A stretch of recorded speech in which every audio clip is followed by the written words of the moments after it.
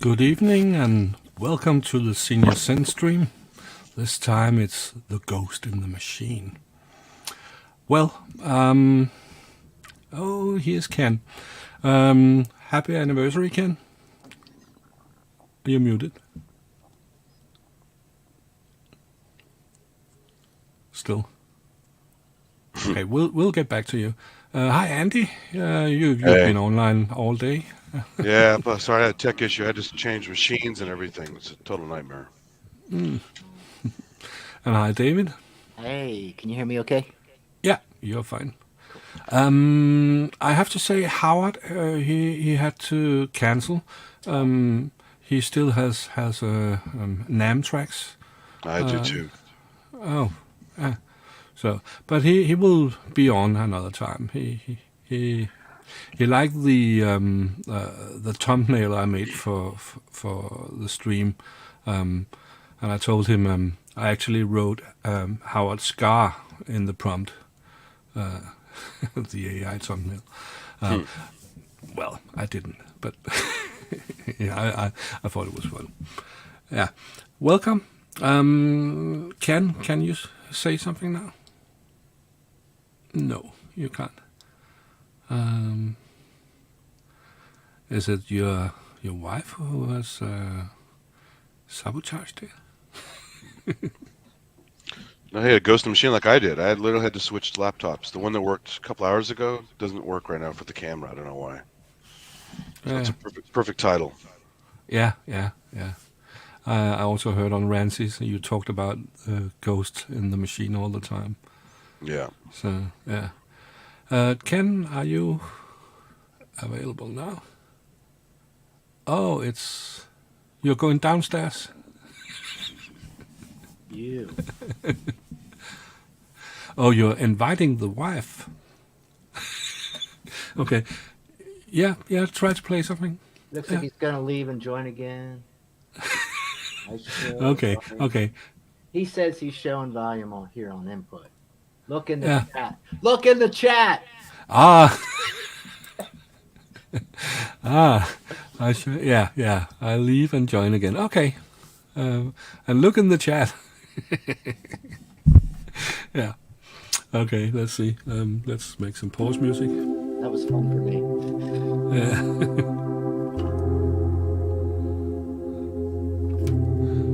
When will he enter? Okay. How's your week been, David? It's been good. It's been good. Not a lot of music stuff. A little bit, but yeah.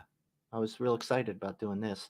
I didn't know if we were going to talk about the Police album or some kind of existential thing, or I really wasn't sure, and I don't know if I really care. So as long as synths are somewhere in there, we'll have fun. Yeah. It's funny. Many of you wrote, "What do you mean by ghost in the machine?" And I just mean a ghost in the machine when it's acting strange. Are there other meanings? Yeah, apparently there's quite a few. There's some existential stuff, between mind and body and emotions and intellect. I was looking it up, and then Well, there's there's a also movie. there's also people think if you believe that we're spirits, we're ghosts and machines as well. We're organic machines. So Yeah. Now, how are we going to put this all together? I don't know. I'm just talking shit now. So. Yeah. It's good. Hmm. All right. Ken's working on it, apparently. But how Yeah. about you, Henrik? How's your week? Oh, it's been fine. I had some accounting to do. The deadline is in the end of this month, but the accountant wanted before that. so I finished that Wednesday or Thursday, I think. And now I'm just relaxing, and I love it Me too. when it's done. Yeah. I hate doing the accounting. That's not funny. No, serious stuff, right? Yeah. So my week is fine now. And you, Andy? Oh, did okay. Better and better day by day with this damn anthrax, and the weather finally got sunny today. It's been cloudy and rainy before I left for the show, and the whole time I got back from the show, pretty much. So, which is fine when you're sick. You can't really do a whole lot. You shouldn't do a whole lot. So that's okay. But I mean, I can't do astronomy stuff. I can't even go out and get a nice little quick walk in to clear the lungs a little bit, just because it's really cold and windy and rainy. But today's better. It's still cold, but it's sunny at least. So. Well, Andy, also I know a lot of people have said it, but thanks so much for doing the damn thing. Oh yeah. We all get a lot out of it. So Yeah, it was fun. I mean, I got sick because of it, but other than that, it was it's okay. Because I know a lot of people went to NAMM, didn't get sick, but they only went to a couple spots and left. I Yeah. covered the whole damn thing multiple times, so This I guy's- pretty much met everybody there. Yeah, for sure. But it was fun for me. It was good exercise. I got to go back and rewatch some of it and go, oh, I forgot about that. That's kind of cool, actually. That instrument or that weird booth or some strange people, things like that. Yeah. But also the Buffet Cramponic Spectacular show. So that was also fun. And the booklet was great. I love the booklet event. So Yeah, that seems like nice kind of a side thing, what NAMM can't be, I guess, anymore, or never was. Well, if you remember before, the modular had like a section. It was like little couches and little chairs. So like Deptford would have his little table, and this company would have its little table. So you had like a corral area that was very small. That's about as elaborate as it ever got. And then you have peripheral stuff like, suit and tie guy who's now Musonics was down in the corner against a wall with some other people that weren't necessarily modular. So they kind of broke it up now. So it made sense for them to go off site and just take care of it that way because it was cheaper. The smaller guys could come out and not spend tons of money. Yeah. It was all the same vibe, except for the Buchla stuff upstairs, which is crazy expensive. Speaking of Ghost in the Machine, the damn thing's going boop, boop, boop, boop, boop, boop, all the time. So, some crazy sounds. And now we have Ken on.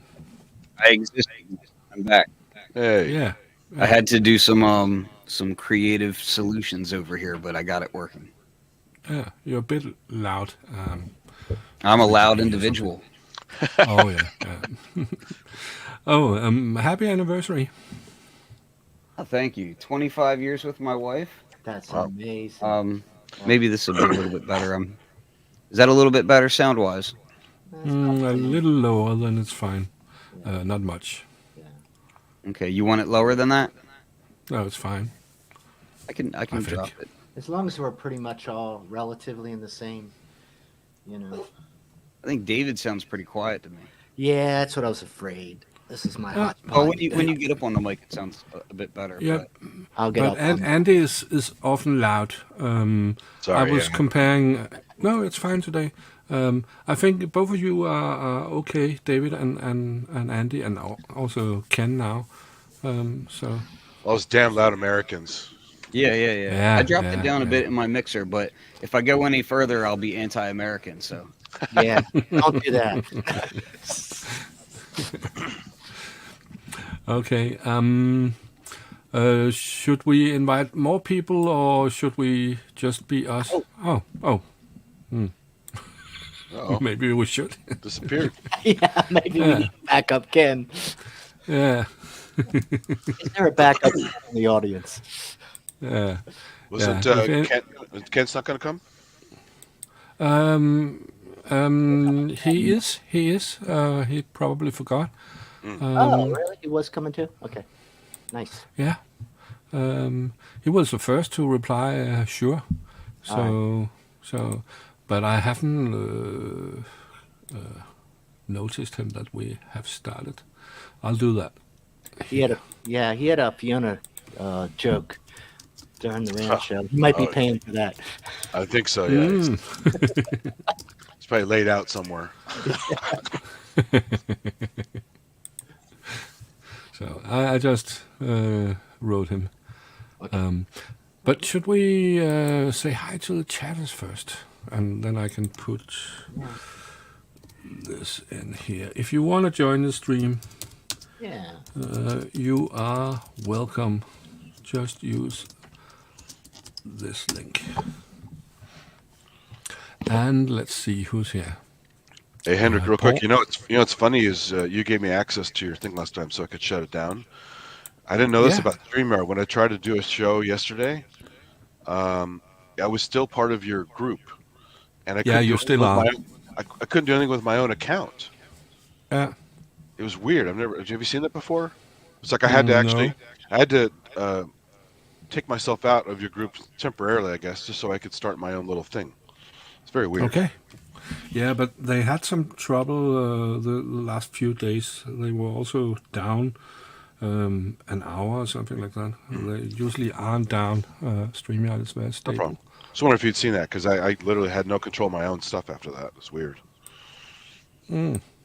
But if it works now, then yeah, it's okay. Let's cross our fingers. Okay, the chatters are... The first one I see here is Homegrown. Boom Boom and Keith in Watford, Wagoo, and I'm there too. Asherhead, Matt Brown, and Paul Atola. Didn't I mention him? No. I didn't. Okay. Boom, boom, boom. Here we come to the problem. Have I mentioned some? Matt Brown, man with beard. I sing the body electric and 8 orb. IIX orb. It must be 8 orb. Steve, yeah. Yeah. And again, man with beard. And let's see. Oh, David, you're there too. Active Stripe. Oh yeah, I was there at one point. Yeah. And Tracker Jack. Ghost thing, all over again. Yeah. Let's see. Are we through? Inky. Lisa's there. Yeah, great to see you, Lisa. Who else do we have? I think it's about that. Unless someone joined in the end here. Paul Brown, no, Paul Holmes. And that's about it, I think. That's a lot. That's a lot. Yeah. Okay. Let's start. The Ghost in the Machine. We tried to define it before, but came to that there are many definitions. So, how do you define it, Ken? You're muted. Boy, oh boy. I like to think about things that shouldn't be able to be properly reproduced, and or you didn't really create it, but it appears in the track. And these kind of happy accidents that happen. I actually have this. It's happened to me on a few occasions where a true ghost in the machine has really appeared, and I've been able to kind of capture it, and I can't explain it no matter what I do. I have a track that I did with a friend of mine who's out in San Francisco now. I did it many years ago on an MPC 2000 XL.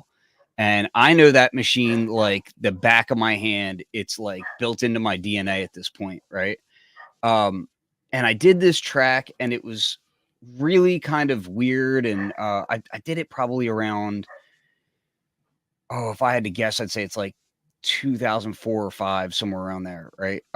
And what was weird about it is the track is it's double timed, and it has kind of a lot of weird stuff going on in it, a lot of like chopped up stuff.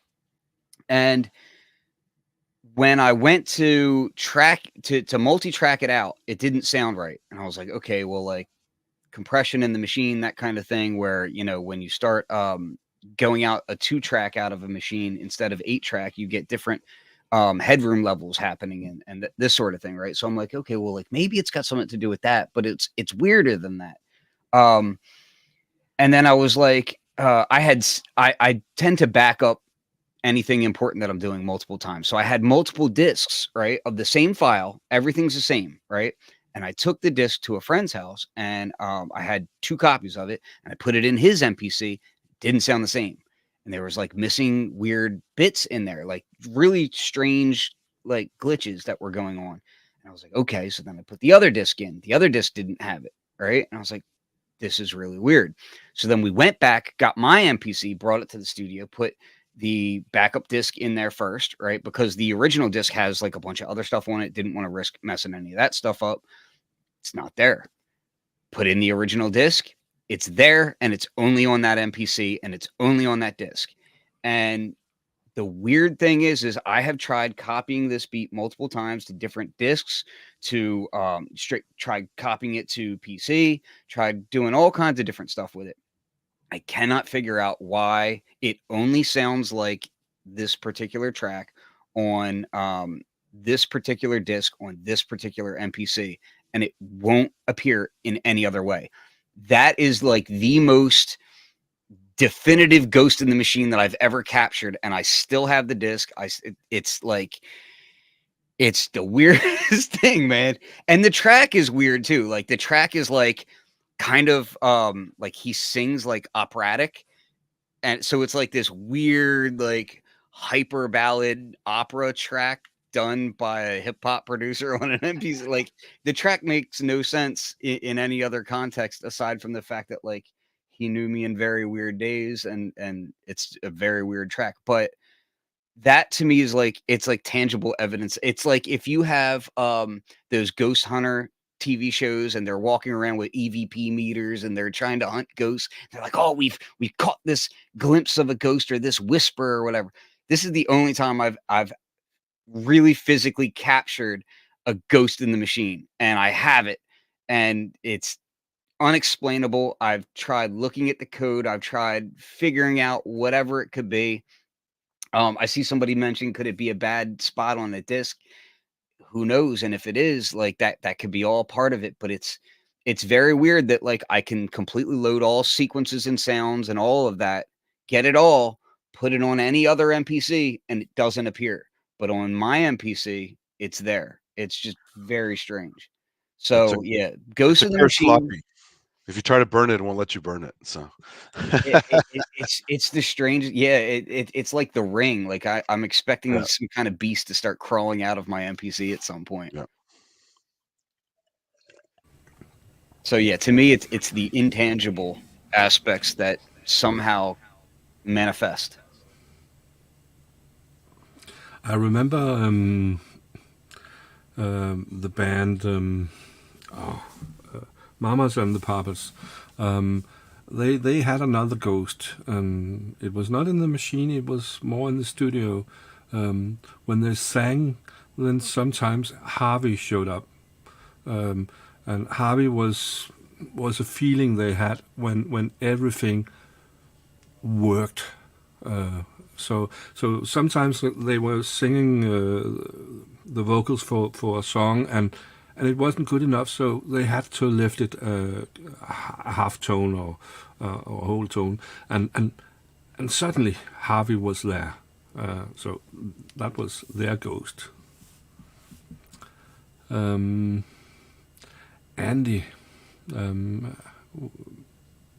have you tried any ghosts in your machines? I'm more pragmatic in that it's just the ghost in the machine usually means glitches, like today, like my laptop that decided not to behave even though it worked perfectly a while ago, and everything was fine except for the camera refused to work for StreamYard. It just kept coming up even though I selected it doesn't like it, and no other programs are using it. Sometimes if you have another program open, it will steal the camera resource and then the other program can't use it. That wasn't the case. I rebooted it. I did some other stuff, and it's just like, I got to join the show. So it almost kept me from joining. I had to grab this other laptop, which luckily was ready. But that's, being an IT person for so long and stuff, and dealt a lot of damn ghosts and a lot of machines. And it's part of why you can stay employed, because trying to chase these ghosts and trying to fix things. And hopefully it actually eventually gets conquered at some point. It never totally does. If it's a Windows box especially, you're never going to totally conquer your ghosts.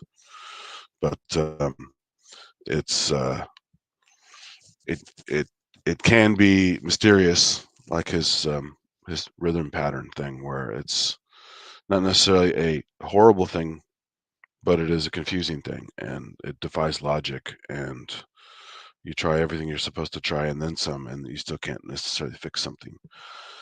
And sometimes even a fix it. Sometimes running some diagnostic tools or cleanup tools doesn't fix it. It's just, that's the ghost doesn't want to let go, and that machine is effed up for whatever duration it needs to be.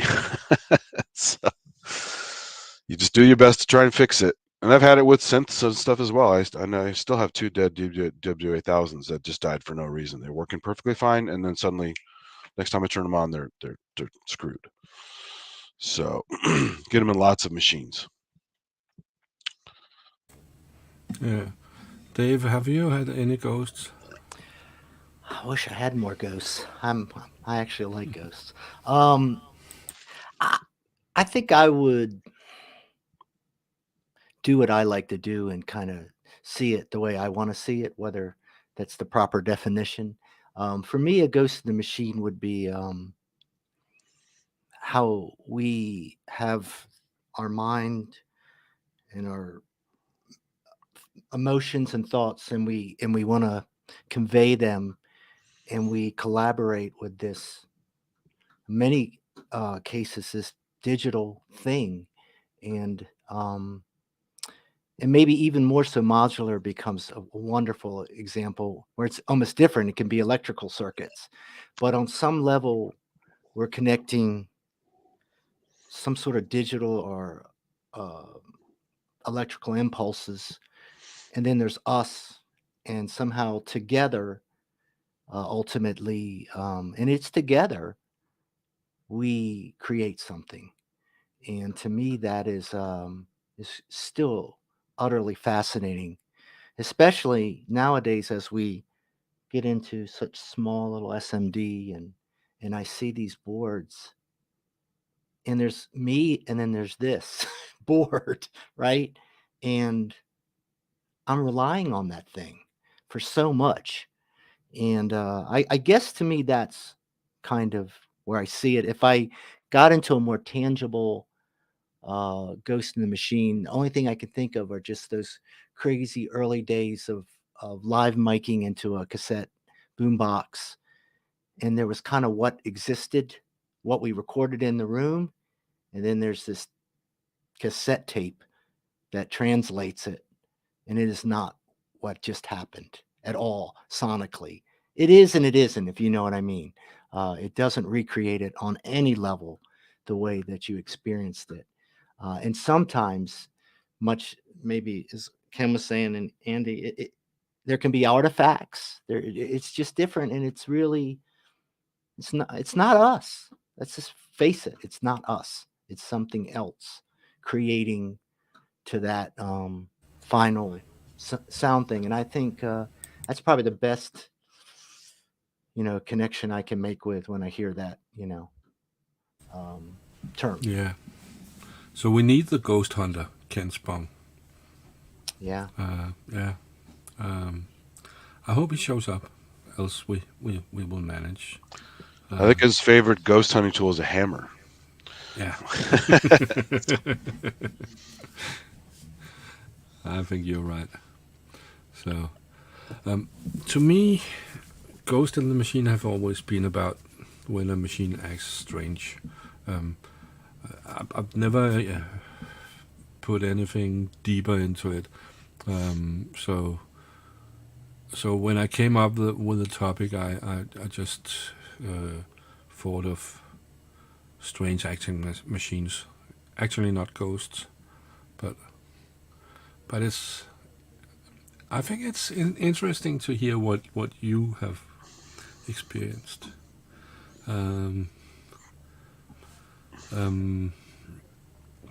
But about ghosts, I have an experience. Usually, I don't believe in ghosts. I don't even believe in an afterlife. But somehow, I was working in a cinema as a what is it called? I ran Usher? the what? Oh, projectionist? Yeah, projectionist. It was a very old cinema, a very old building, and lots had happened there. It was from the 30s or something like that. Then a guy who came by often, daily, and drank a beer and talked to everybody, and went again. He died, and the evening after, or probably the evening he died. I'm not sure about that. I was alone in the cinema. I was shutting everything down, and no, it's 35 years ago or something like that, 30 years. I was about to rewind a reel, and I stood at it was a big reel with 2,400 meters, a few hours, and suddenly I felt that there was a circle of half circle of people around me. It was I really felt it. I couldn't see them, but I really felt it, and and and I had the thought that it was he who showed it all to other people who was passing to wherever they wanted to go. Um, well, that's the only ghost story ghost thing I know about. So and it was just a feeling, but it was really feeling real. So. Well, what about also when you get a used piece of gear and you think about the other musicians or people that have used it? You know, it's almost like it's you could be very kind of mystical with that too if you think that. I mean, think about how much some people covet, gear that may be from somebody like Vangelis or something, so that is it possible there's something that's transferred? I know that sounds insane, but it's also super cool to think about. Usually, like boogie dust drips into the keys, and maybe that's we're just not aware yet. But that's actually where our essence is from. Nobody's really researched into whether or not like your boogie dust and your hair and your all that gunk that gets stuffed under the key beds of old instruments. Maybe that's what's really preserving our essence. Well, if that's the case, Kent, if he ever joins, has got a lot of boogie dust. I mean, he might actually be boogie dust at this point. Speaking of dust, working IT stuff for so long, there was one lady who used to snack at her computer, and I think she had a skin issue as well. One time I had her keyboard wasn't working, and I turned it, and her keyboard literally snowed of dried skin and cracker crumbs. So there's your boogie dust. Well, That's why you're supposed to wear a mask when you clean that stuff. yeah, yeah. Nowadays, I mean, if I didn't know better, I thought it was cocaine, but it was. you got to water it down. You got to go through the whole process, right? Just throw the thing out and give her a new one. I've had some pretty funky ones though, so I'm not gonna, I'm not gonna judge too harshly. I was also thinking or seeing when Andy said that, seeing Andy sniffing up. Yeah, exactly. Yeah. Yeah. Okay. Some people you probably could. I mean, there are people who actually smoke their friends' ashes. That's a whole other story. Yeah, that is a different story. We could try very hard to connect it, but it might be challenging.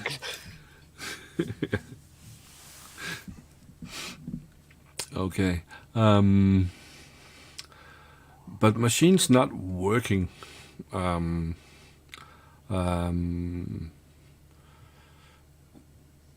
Yeah. Have you without it's being ghost, without you thinking of something is doing this, but machines not working. Have you tried that when you need to use them, when you or working different? Well, sometimes you think a machine does have a mind of its own because it's completely, like Ken was saying, misbehaving in the weirdest possible way. Like it's almost intentional. Like either it wants to screw with you, or it's maybe like it's an inertia thing. It's lazy. It doesn't want to do anything, so it wants to just kind of whatever. And everything seems to work fine. And then the next time you use it, it may work perfectly well with no issues. So it's almost like just like with computers, gear sometimes has its own personality and bad mojo or whatever. It doesn't want to do something for you that day. So better to walk away and do something else or use another piece of gear. Yeah, I think the other thing is just as time goes on, you have different corrosions that are happening, capacitors leaking, cables going bad, whatever it can be. It can be, and the larger your studio grows, the more frequent that this kind of stuff happens. Dust collecting on units, you name it, creating strange connections, we'll call them, and that can always result in something, generally speaking, non-desirable. But I can't tell you how many times I've had like pieces of gear where like knobs will jump to a different parameter because there's some dust in a contact, or you've just got a cable that has an intermittent connection, and whether it's temperature or just movement in the studio causes it to connect and disconnect in weird ways, that sort of thing, especially when you get into modular. I mean, then it gets, the longer you've had your modular, which means the longer you've had the cables that you're connecting with your modular, the more frequent weird stuff happens there. Or even another really good one is power sapping, when you start having things like guitar pedals that are maybe have a low battery, or you've got too much stuff plugged into a power supply, or and you're like riding on that fine line where things are working but they're not necessarily working 100% correctly. These all kind of create these perfect storm scenarios where things may just do something completely unexpected, and that can either ruin a session or it can make it, but more often than not it's ruin. I had the problem with my modular is the power, or power supply just wasn't enough for what I just put in there, and it was working intermittently, and finally said, screw it, I'm just going to replace the whole power board inside this thing, give it more juice, because it was underpowered. It was an older Deptford unit that had like maybe 3/4 or half the power it should have, and when I replaced the board, everything was great. So I've had that where you buy something, you put it in one one little case or something to try it out, and you're like, oh man, it's broke, this thing doesn't work. I was like, oh man. And then you're like, wait, let me pull it out of here. You put it in another case and you're like, oh, it's perfectly fine, and it's sometimes you try to add up the power, but you're just like, all right, you just don't like that case, I'm just gonna. that's why I put those little 1U power strips in all of my modular cases that give you the +12, -12, 5-volt lights. So instantly, not only are you not going to fry anything, but things should be working. Yeah. I just stick my unprotected hand in there as often as possible. Well, I've actually fried a couple of Deptford modules because they weren't shrouded headers. And yeah. Shocker. Yeah. I much prefer a shrouded header on a module when possible. But yeah, there's so many like little things. I mean, we're dealing with so many different pieces of electronics that are connected together that it's so easy for something to get messed up. Another thing that I see a lot, doing support, I see different software and electronic devices handling MIDI in different ways, or doing weird things with MIDI, and you can really get some strange things happening with MIDI. Ableton is kind of notorious for that, and I mean, I shouldn't single them out because it's with a lot of different people. I mean, Bitwig also, to be honest with you, Bitwig is very strange how it handles MIDI, but yeah, just when you're expecting like a specific stream of MIDI information, and then what you're actually getting back is different from what's going in, and that sort of thing. It's you can find some really weird ghosts happening. Arturi had that with the B-Step Pro before they had a firmware update that fixed most of the timing issues, but it was notorious for a while. I was like, don't use a B-Step Pro, it's unreliable. So Yeah, that's I love those things, man. Like I use the KeyStep Pro now. Like yeah, I love those things, but Pro here. you can absolutely get some wonky MIDI stuff going on with a lot of that.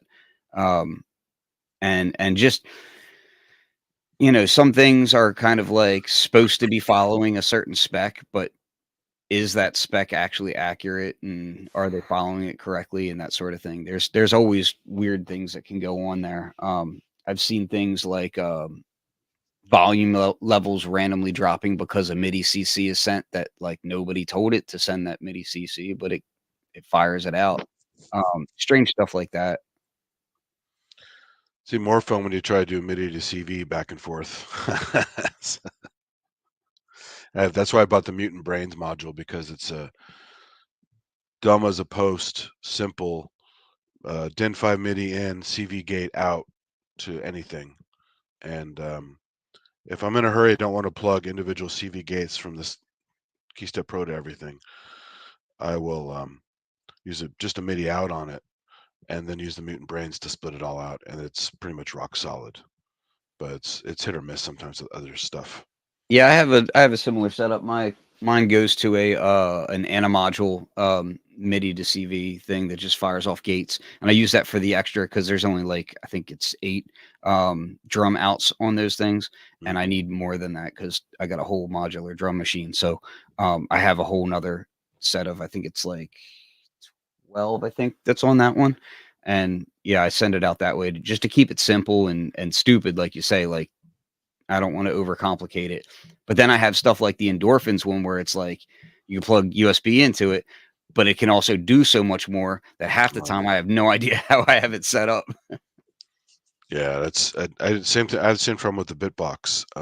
It's 12 outs potentially, 12 little soft buttons, and I don't have enough jacks on this guy. So I also use MIDI to control that sometimes as well, because that way I can address all the things without lacking cables.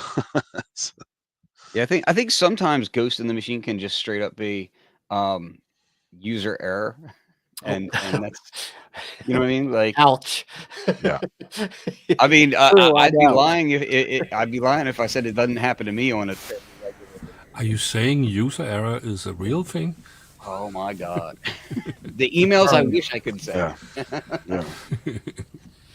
Yeah, no, I mean, that's something that I think, especially I notice in producers who get a bit more experienced, like really don't want to admit to themselves that, like, hey, like I can have these issues just as often now as I did when I was, new to this, and sometimes you just have to take a step back and you got to like handle the fundamentals. And sometimes, yeah, you got to read a manual, and sometimes you got to, even then you still need help. And that happens to me all the time. Like, especially the more gear you get, the less well that gear. Like when we were all first starting out, didn't have a lot of money, only had like 3 or 4 pieces of gear, you knew that gear better than anybody. Like, I don't care who they were in the company, didn't matter. You eat, sleep, and breathe on like 2 or 3 pieces of gear, and like it like the Bible, right? Yeah. But as we get more experience, we get more gear, and we think we're all that and we know everything. But reality is like, no, now you've got 30 pieces of gear.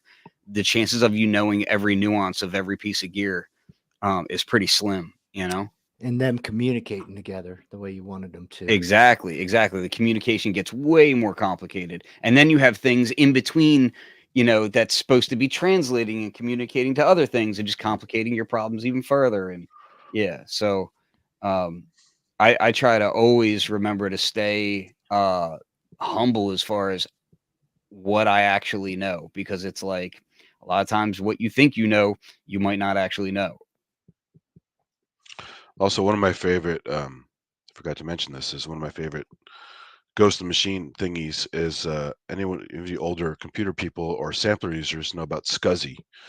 There's a classic thing called SCSI Voodoo. And I've literally seen it so many times on Macs, PCs, samplers, whatever, where drives don't like certain order. You put the SCSI ID assigned to the thing, you put them in a certain order, they don't like each other. You swap it, suddenly they like each other. Or you just take this one out of the chain because it doesn't like any other device. And that is incredible damn Ghost in the Machine, because it defies logic for something that's supposed to be precise enough to read and store data on a consistent basis and the circuitry to support it. and the basic communication protocol between it and a computer or another drive is weird somehow. It just doesn't make any sense, but it's always been around as SCSI voodoo. Yeah, and that termination aspect of it always drove me well, mad. Active Terminators solved the day. When they finally came out with Active Terminators, like Mhm. APS had one, that was like gold. That little Active Terminator, I had bought several of them because they were like almost $200 for a while. This is really nice Terminators. But I mean, it was worth everything because it would solve almost all of your voodoo problems. Yeah, exactly. And don't hook up that SCSI jazz drive. Yeah. Oh my god, I feel old now. Yeah, it's the way it goes. Start talking SCSI and it's like you get dated really fast. But if you're a sampler guy, you still have old samplers, right? Oh yes, And oh Sonic yes. and all that stuff. Yeah, so it's. I just don't like to admit that I know how to use it. Because otherwise you're stuck with floppies, right? And that's even worse.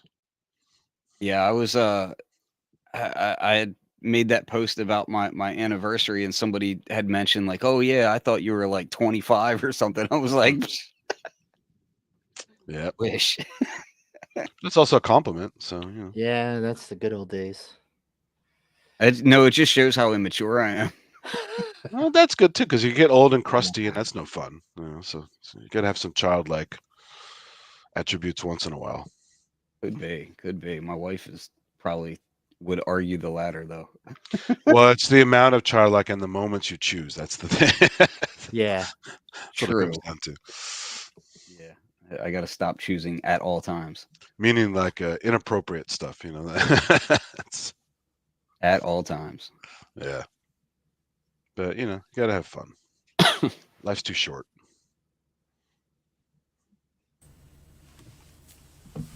So who got wait? So you got sick at NAMM? Yeah, but I covered the whole thing, you know, doing all this camera work and stuff for Kent's Pub as well as my own streams. So I literally covered the entire show, all the buildings, all the floors, several times over. So I've Yep. basically ran into everybody. So you brought it to everybody. No, I was as clean as a whistle when I got there. In fact, I had been sick. I went to Last NAMM and Synthplex and a bunch of other stuff and didn't get sick. So I just got lucky all this time. I had been sick like a month before, multiple times in a row. Really, like I was sick for like 2 weeks, then I got better for a week, then I was sick for another like 3 weeks, and it was just kind of a nightmare leading up to it. And every year I'm like, oh, I got sick right before NAMM, I'll be fine for NAMM, and then I come home sick from NAMM. But this year, yeah, I was super careful. I was masked up and wiping keyboards down, and just trying to do my best to like fist bump instead of. I noticed that you guys are all wearing masks at the booth. That was smart.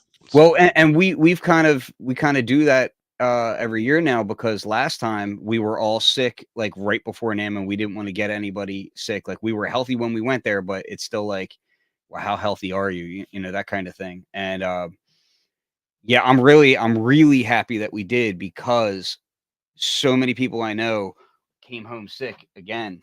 And it's just, oh man, it's just, I'm sick of being sick. I just want to make music, and when I'm all sick, it's like that's like the one time that I refuse to go into my studios when I'm sick, because it's like I can't hear anything properly anyway, and I just feel like trash. And so, I mean, I've been lucky this whole time not to get COVID, but it was so scary at NAMM 2020 because COVID had come in the country already, technically in January. And I left with a little bit of something from that, more mild than this one. But I think, oh shit, is this what everyone's talking about? Are we getting COVID now? Luckily it wasn't, but it's just, you don't know, right? You're like, oh shit, this is the place to get it. You know? Well, yeah, that same NAMM, I had met up with like BT at something, and then I think a few weeks later I saw him on Sonic State talking about how he had like bird flu or something. And I was like, what? Oh yeah. No. But no, yeah, I mean, and this is any convention you go to. I mean, Yeah. like I like to go to like comic book conventions and stuff like that because I'm a proper nerd. And yeah, any of that stuff, it's like any gathering of a lot of people, it's just. But this one where you're touching everything, and then you got. Oh yes, there's a lot of touch, and there's a lot of people who love. They want to be inside of your mouth when they're talking to you, and I'm like, that's actually, I have pro a tip. dog like that. Yeah. That's one of the things that I kind of discovered that I really like about this kind of modern era of people wearing masks is I will sometimes put my mask on just to kind of keep a close talker at bay. And you don't have to smell the breath, which is another plus. Exactly. Like seriously. And that cannot be overstated. Let me tell you. You Yeah. don't have to brush your teeth anymore. It's awesome. Yeah. And this and to be clear, none of this conversation should skew into like conspiracy theories or any of this other medical and Nah, political mumbo jumbo.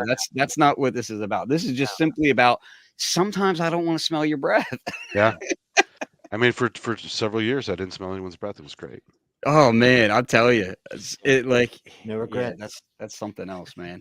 But mint Paul Holmes says mint mask. That right there, sir. That's $1 million Yeah, it idea. really is. About 5 years too late, but maybe, hey. Did you get the feeling that NAMM this year was kind of like it was pretty mellow as far as product announcements? Yeah. Yeah, I did too. Which is interesting because kind of behind the scenes, we're starting to see like parts availability is now starting to climb back up, and we're starting to see you know less people down for work with COVID and that sort of thing. So it's like development is going up, but I think we're at that crest where like very soon, I think we're going to start seeing a ton of gear being announced, but also like the economy is still kind of in a downturn. And, of course, Europe is still dealing with all the war that's going on over there. So, yeah, I feel like it's going to be a very interesting super booth. I'm wondering if that's what a lot of the companies are kind of waiting for. There's been so much discontent with NAMM, like as a whole, because of how expensive it is and just how it's run, that I'm wondering if a lot of these people are kind of it seems to me at least that a lot of companies want to shift more of their focus to Super Booth than NAMM. Well, Which I think the Buchla and Friends started a good thing, so we'll see a lot more of that. I think that is there was a lot of people that I talked to that were, in companies and whatnot that were kind of upset because it's like it's expensive doing NAMM as it is, and a lot of people still need NAMM for like a lot of business reasons. And to do both is just not financially viable. You have to split your team up if you're going to do that. That means like, okay, now we need extra product that's going to go to this other event at the same day that is the busiest day of NAMM. You're going to have personnel that go there, all this sort of thing. So it's like, I feel like having it on the same day as NAMM, in my personal opinion, isn't really the move. The other thing that about it that kind of makes me take pause about how that's going to work in the future is the fact that it's branded Buchla, which may or may not be a cause of concern for competing companies. Like they might not want to showcase their brand new product at a company who's in their same space or something. This is also The good thing is Buchla is different enough, though, that I don't think they stepped on anyone's toes because they're a whole different animal. I don't know that I necessarily agree Most with people that. don't have both. Like they either one or the other, or And maybe it it's a depends. knockoffs. It depends on how Buchla grows too. Like, I mean, if Buchla ends up, for one, anybody who's in the modular space is kind of also in the Buchla space. There's that. And then on top of that, it's like Buchla also makes standalone devices. So, it's not to say that it there couldn't be some toe stepping going on there. I think while it's small like this, it's not so big of a deal, but I'm more thinking down the road as far as like if people really want to move away from NAMM and want to, go to an alternate thing, you've got things like Synthplex and whatnot. These are less, I love less, Flex. It was great. It's just sad they couldn't have it this year. yeah, it's less brand specific. I don't know, like just my thought as a individual, like I kind of looked at it like, like I want that stuff going on. I'm just not sure about how the long term of it shakes out as far as something like that and whether it should be maybe on a slightly different day or what. It's not necessarily bad that it's close to NAMM, but maybe just not on the exact same day to where it's causing some companies to choose to not go that otherwise would have gone. At least it was only 1 day though. They didn't take over the whole Mhm. weekend or whatever. So And I think next year NAMM's going to be shorter as well. I think next year it's supposed to be this 3 is a long days. one. Yeah. When's the last time it was 4 days? I think pre-COVID. Okay, because I I want went to say maybe was it 2020? So that would have been because it was I a went Thursday. 2009. I thought that was only 3 days, but I could be wrong. I don't know. Yeah, but there was the press day as well. So it makes it a little bit longer. But So 4 it days would of be expo's a lot. I mean, that's I Mhm. was surprised by that. Yeah. I will say like I was yeah, I was by the end of everything I was really like wanting to just get back to ignoring everyone and being in my home studio. Yeah. Like I love seeing everybody, but I really had that like that pain of just like, man, I just want to be in my studio playing with gear. Yeah. You know? Well, it's hard when you're trapped in a booth all day. It's Yeah, and I mean I have freedom to move around. Like, you know, fortunately for me, my boss is very chill and like if he's like, hey, if you wanna go walk. And I did that a few times but I really honestly like there wasn't a ton that I saw that like had me excited at all. yeah. And I kinda knew that going in, like, generally speaking, I usually know, like, what's gonna be at NAMM before NAMM, like, I've got enough connections where I'm fortunate in that way, but, like, usually there's a few surprises, and even with that, I was still kind of just like I got a strong vibe from people that they were waiting for Super Booth kinda thing. Well, I know Roland put those stores, those little pop-ups in all the guitar centers, so they're really not going to NAMM anymore, it looks like. Yeah, is it just Guitar Center, or is it, like, other stuff too? I've only seen the guitar centers, and they're Mm, fancy. It's a really nice display. Like, it's basically NAMM put inside Guitar Center for Roland. mhm, And as soon as they started doing that, like, was it 2 years ago now? That's why they weren't there last year, that's why they went there this year. I know Boss was there in a small way, but mhm. Roland proper didn't show up. So, Yeah, and they if usually other guys do. start doing that, they won't show up, so who knows? Yeah, Roland is always one that, like, every year, I would kind of, like, run to their booth like excited and looking for like a new MV, and it would just be organs, and I'd be like, God damn it! But Same they loopers, same this, same that, same they are a company where I always do kind of look forward to seeing their booth set up because they usually do have good performers there, and they have something interesting going on. Even if it's not like the main thing that I was hoping was there, they always have something that like will catch your eye or it's be a fancy interesting to booth play too, with. usually they put some money into that stuff Yeah, too. they do. They put a Yeah, lot. Yeah, like that's not cheap at all yeah. when you're buying out like basically a NAM block, like that's crazy. Like Korg, you could not see down the hall. You had to actually find it. But for Roland, they always put the huge sign way high up, giant colorful booth. You can't miss them across the whole damn hall. Yeah, exactly. And Korg this year had a fairly large booth, but Yeah, even then, I still had a lot of people that were like, "Oh yeah, I couldn't find it," or "I was looking for it," and this, that, yeah, and the third. And they had that the PS 3300 was like yeah. Under in a lock and glass key. room, and like, Yeah, yeah, that's kind of yeah. funny. I kind of have, I don't know, I have reservations about that, but I don't know. I'm sure I'll get to play with one soon when a friend of mine gets his. Yeah, I have no interest in paying 13 grand on a synthesizer right now. and the Cherry Audio one's pretty good. So Yeah, I I don't know. Like when I see people talk about like, oh yeah, well like a plugin is a knockoff of this hardware or whatever, and you know, I never see the parallels there. Like it's not the same you can experience. make The it sound sound can, the same. You yeah, can make it sound dead on the same. You can yeah. make it look beautiful, all that. But a software is never a true knockoff of a hardware ever. Like it's just not. Like it's not in any because the whole workflow and feeling of touching something, all of that is completely different. And the sound generation technique is completely different. So it's like I just never make that connection when I see people like talking about other companies that are like cloning products or knocking them off or whatever. And then they try to equate it to a VST knocking something off. I'm like, And it's not the same at all. Like, it's not even close to the same. Like, that's not like the amount of development and what has to take place in order to make a proper VST that's modeling something else is like, it's not the same thing.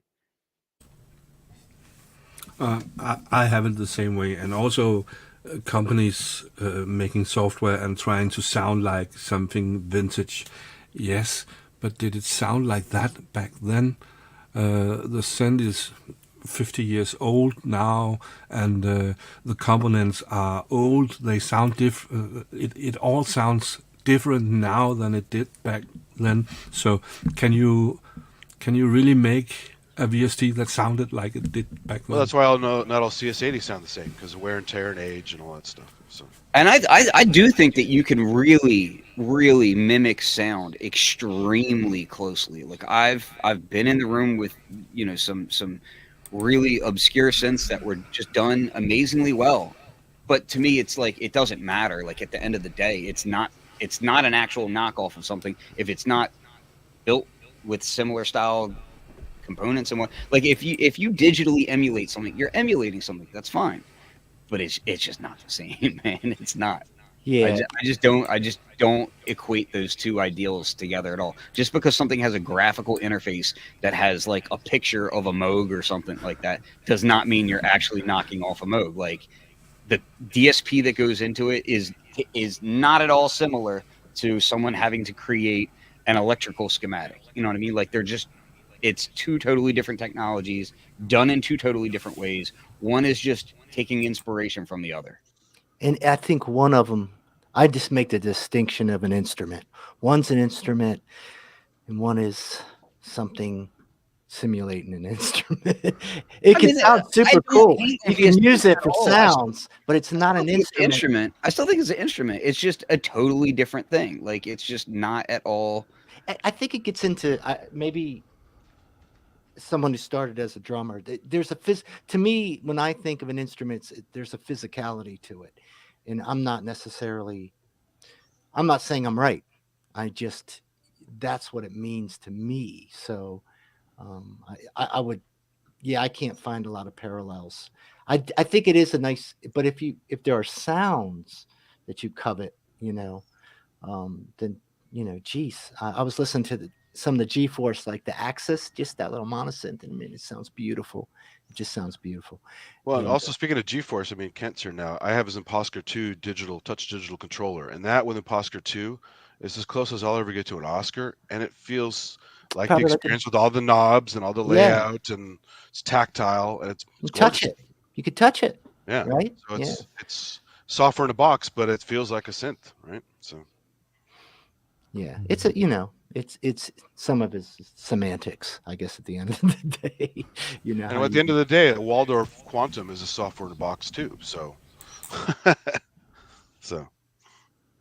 But I mean, even for me, even things like Creamware, what was it called, the Minimax, and it was like a digital mini Moog. Like to me, even that is like, it's so vastly different that even though it's taking direct influence from these things, it's still not a true knockoff of something because it's done in a completely different way. And I feel like even the what is it, the Boutique series, from Roland, it's like, like we know what they're doing, but it's still not a Jupiter 8. Like it's just not. Yeah, this is an interesting topic, but let's get back to, first let's say hello to Manny and to the old Ken. Two old gits. Yeah, two very old gits. Between the two of us, I think we amount to what? About 123, actually. Something like 124, that, somewhere in there. Yep. Being I did have my birthday last week, so there you go. Oh, happy birthday. Oh, thank you. Actually, it was this week. See how old I am? Can't remember my damn birthday. Happy birthday. What did I come in here for? Exactly. Okay, the topic of today is Ghost in the Machine. Manny, have you met any ghosts in your machines? Wow, a lot of contexts for that. From the context of it doing something you don't expect and it shouldn't do. One of the joys of beta software and firmware has put you in that field quite a lot, as Ken is shaking his head. Some of those things will preserve themselves to final stuff. So, yeah, I've encountered it quite a bit. Some of the specifics are irrelevant because they've been fixed. Some of them are still ongoing, which I don't. Well, actually, Ken, what's the likelihood you're ever going to update the Hydrosynth firmware? No comment. No comment. All right. I'm not allowed to comment on that stuff. All right. We are very proud of not talking about stuff before we do stuff. As you should. So, one of the ghosts in the machine that I'd like to leverage is, I'll leave it vague because I don't want you guys to ever fix this. One of the cool features you have on the Hydrosynth is, throwing modulations up to the macro knobs and then back into the mod matrix. Some of the functions, when you do that in a particular way, their behavior changes in nice, useful ways to do stuff you can't otherwise do on the machine. So those are the kind of quirks that I like as the ghost in the machine. Give it some character that it wouldn't normally do, per se. So little bugs or undocumented features that are useful. On the UBXA, this will be a head scratcher for both Kent and Ken. When's the last time you had a oscillator sync circuit that when you engaged it affected the master oscillator? Like never? Technically speaking, I'm trying to. I don't want to misspeak, but so don't take it as 100% fact. But I'm pretty sure on the matrix brute, there is a thing where if you have the tuning just so, what can happen is when you sync, it will affect the master oscillator. And what can happen is you can then get into a situation where you can't unsync them. Interesting. It's a weird. I believe it's because of the way the traces are. They're like really close together or something like that. That it causes some sort of microphonic thing that's happening inside of the circuit. But yeah, again, it's been a while, and I just remember there being something with that. So play with it as you will. Just don't take it as gospel. Because I have never encountered that, and I've seen a lot of synthesizers. And so what's interesting on the UBXA, when you engage oscillator sync, it actually also wave shapes oscillator 1. Now, it's something that you would never notice because, of course, when you sync oscillator 2, you have both oscillators up in the mixer. The harmonic content of the synced oscillator 2 is so rich you don't know what's going on in your other oscillator. But if you just happen for kicks to say, what if I turn off the oscillator that I'm syncing? Check this out. So this is just a plain triangle wave. If you hit the sync button, this is oscillator 1.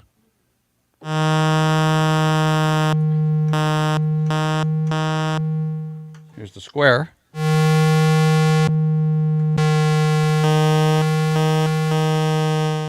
Here's the saw. What's cool is if you sweep the frequency of oscillator 2, which of course you can't hear, you're going to wave shape oscillator 1.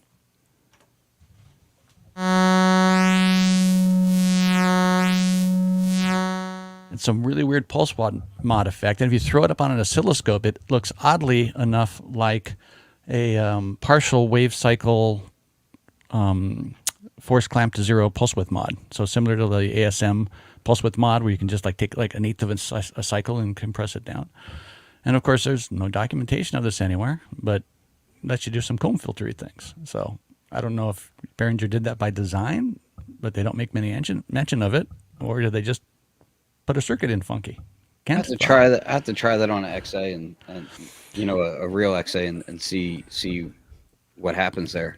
Yeah, I put feelers out to people I know that have the vintage gear. I don't recall that ever happening. No. I can I'll talk with a buddy of mine. He's got a couple of those at his studio right now. Yeah. Yeah, So. the X and the A didn't do that. But there again, I'm kind of with Ken on this because there must be a point, especially when SMT really started to take off. You know, the micro stuff.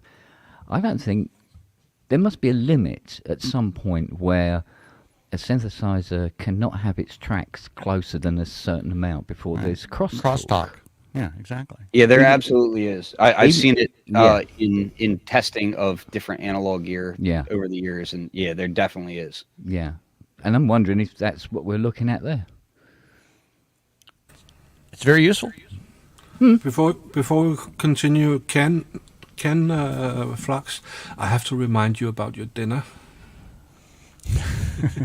So I'm okay right now. First off, I should note, I told you that I would be on the show, and she said no. And I'm doing it anyway, but she doesn't know. She's upstairs right now. So if you see me like freak out, you might know why. But yes, I have a dinner reservation at 6:30, but I should be good. Shoe fly across your screen. If you see a shoe just come flying in here. I was gonna say, Ken, is that she really doesn't know, or is that like a Fiona doesn't know, and next thing you know? Yes. Well, let's Yeah. I'm Mind just you, gonna with Fiona, try to it's be- like, are you going to go or not? Because I want to watch my programs. Yeah. Yes, I'm going upstairs now. Bye. Yeah, and don't I'm over come here, back for a like- long time. Yeah, I'm over here like multitasking, trying to like take all these crappy floating screws out of a case that I'm gonna give to a friend. So if you see that thing just explode, you'll know why. But actually, he's talking about circuits. So, like, again, context of why things sound the way they sound. Another way to look at Ghost in the Machine is what's some sort of character that something has that you think, how the hell can it have that, right? And not to stick on the Oberheim thing, but there's always been something about Oberheims that they have this high harmonic space air lushness going on that nobody seems to replicate. And as much as that made sense in the old, discrete component through-hole days, they preserved it to a fair degree once they went to chips on a synth engine as well. And when you look at the Matrix 12 and of course the Expander, which is using the same chips everybody else was at the time, they still have timbre responses out of those same chips that the other synths don't. Now it could be something simple as gain staging and other stuff like that that's outside of the chips on that, but that's beyond my pay grade. But Oberheims always do sound like Oberheims, and even though they may share parts 99% with other stuff. So I always think that's weird. It's like, what's that essence that's stuck in those machines? Yeah. Hey, man, have you ever compared an OB6 with a proper Oberheim? Never side by side. So unfortunately, I can't get. I have, and I'm a big fan. I love it, but I wonder how close it is. It's cool. They're also a thing that I see a lot of people kind of like forgetting about the UBXA and OBX8 and all that stuff is that the XA filter is quite different from the X and from the SEM filter. The actual SEM filter and X filter, which the X filter is derivative more closely of the SEM, which is also what the OB6 is more closely related to, tends to have a lot more resonance power to it. And they tend to they'll do that kind of squelchy thing a little bit more impactful. But yeah, I really like the OB6. I think those things sound really nice. I don't love how they feel. That like the physical touch of the knobs and stuff on like the desktop. I just no synths should have wobbly pots on them. Like that is such a turn off for me. Like if anything's going like this on it, I'm like, why? Like that's no. Anyway, I digress. So Kent, what's the type of stuff that goes into those secret sauces? Is it just like a holistic coincidence of tolerances, tweaks? What do you think contributes to that? I really don't know. It's bizarre. I know that like with the OBX, it was literally just let's put some SEMs on a single flat card, and then get a computer to vaguely control it. Yeah, well, it's auto tune takes just under half a second. It just basically goes, yeah, you got 8 cards there, mate. Move on. It doesn't really move anything about very much. I think they bought that weird FET system that they had in their filter. They brought that through, and even when they, even on an XA, I think if memory serves, they hadn't jumped to Curtis yet on the filters. They were still using, I think it was the LM 3700 and various supporting components, including FETs. They did a Curtis upgrade for them, if I remember, but it was additional components on the upgrade that sat on top, so you could switch between filters. But even then, I mean, the difference between the filters is huge. So whereas I always found that the OB8, it just doesn't sound like the other two. Correct. The 8 is getting very Homogeneous. 5 and not quite as Oberheimy, if you know what I mean, strangely enough. Yeah. But it still isn't the same as a 5, which shares a lot of components. Exactly, yeah, exactly. It still isn't the same, and it's weird that they've clearly worked a way of getting whatever that magic formula is and reproducing it from the Curtis 3320 that say sequential weren't getting when they did the Pro 1 and the Rev 3. So yeah, it's always been weird, I must admit. The way I think the gain staging that. and envelopes are massively, they play such a massive role in that kind of thing. Which, interestingly enough, the one parameters you don't have any atrophy control over in the UBXA. They have everything but gain staging, which I think would be a much more useful temporal control than just having random variations in components. And if you have the OBX8 or the Prophet 5 Rev 4, and you switch between filter types, I mean, that's one of the places where gain staging can be really apparent. And there's multiple synths out there that use like the same SSI chips or the same SEM chips, and SEM meaning Curtis. But you'll notice, like, man, like these use the same chips, but why do they sound so different? And a lot of the times it's envelope shape, envelope amount, and gain staging of both the audio signal and the control signal.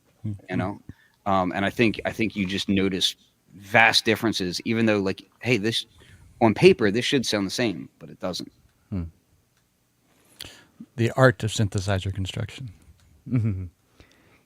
Nobody's actually made any attempt, as far as I know yet, to recreate the SSM chips, have they? No, I remember what's in this? SSI is doing it now. Yeah. It's same company. It's it's Dave Rossum. Because they're in this guy. They're in the third wave, right? The SSI is are they backwardly compatible? No, so they are. These are done in SMD form, so they're smaller. But people have made adapter plates for them to where you can just solder that onto an adapter and do your thing. And shut up, Just Blaze. That's why you can't play bigger maps. So I just want to comment. Just Blaze in the comments here is he's a fantastic producer, but what he also is a massive Oberheim fan, and he was actually who I was referring to, Manny, when I was talking about like he'll check out that function. Yeah. So, but no, yeah, like the SSI chips are not 110% the exact same. There's in some cases a lower noise floor and like some minor improvements that Rossum has made on those. And he's continually coming out with new chips as well. Like he was talking about chips at NAMM and whatnot. But yeah, like it's awesome to see, like, and that's why you're starting to see so many of these analogs kind of come back in polyform, is because you can now get not just the SSI chips, but also the there's Cool Audio's basically knocking off a lot of the Curtis chips. There's that. Curtis still makes chips as well. And then there is who is it? Is it Analog? I want to say it's Analog Solutions, but I feel like that's wrong. It's who is it that's making the Roland chips now? Anyway, there's another chip manufacturer doing the Roland chips again. It's interesting stuff out there, man. But it's all about gain staging and enveloping and how all that stuff is put together. You can't just slap it together into a circuit and expect it to sound the same. Yeah, Analog Renaissance, that's it. But yeah, he's moved on to that, is he? Oh, okay. I don't know if any context of this was related to Ghosts in the Machine, but it has to do with, I would call, something that's like living in a weird way. There's never really been a whole ton of physical modeling synthesizers, but if there's any VL1 owners in the chat or on the show, there is a ghost in that machine. You can argue programming is one big software glitch, but man, it does stuff that you just can't explain when you play it, in terms of giving you squeaks, weird timbral things, a little flavor to the input, and that was supposed to be the promise of physical modeling, that it would replicate real world behaviors of acoustic instruments. But there is a ghost in that to the degree that two people playing the same patch will not sound the same. So that, I think, is a pretty cool phenomenon. So that's probably the biggest ghosty machine I have here. I know it sounds strange, doesn't it, Kent? But it is absolutely true. Yeah. No, I can well believe it. In the late 80s, I had a Jupiter 4. It had many ghosts.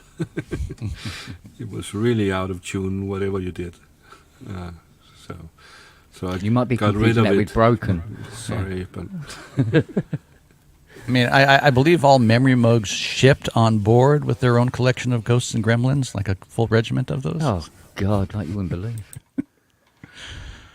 They would leave on some of the switching ICs on the Demux board. They would leave Flux pins ungrounded that weren't being used, which could cause all sorts of problems throughout the machine. Where the computer went, "You said what? You pushed what button?" I go, "No, we didn't touch anything." You get all that sort of stuff from them. They just left them. They didn't ground them out. They just left. That won't matter. We'll just leave that hanging there, doing nothing. So yeah, good fun. Thank you for that. Yeah. But for me, Ghosts in the Machine means something completely different anyway. Where you have what was it, a few years ago now? But I had a mini Moog that when you turned up the headphone volume, it went down in pitch, but only the headphone volume. All the other knobs did nothing else at all. All the other controls, fine, just did what they were supposed to do. Just the headphones, and it would just go like that. And I had fun finding out what was causing that. a power supply. Turned out it wasn't the power supply. It turned out it was the pot. It was just drawing. It's like, okay, bye-bye. New pot in it, and it went away. Why it did it, at a electronic or mechanical level, couldn't tell you. Couldn't tell you what was actually making it do that over any other pot. But just weird machines.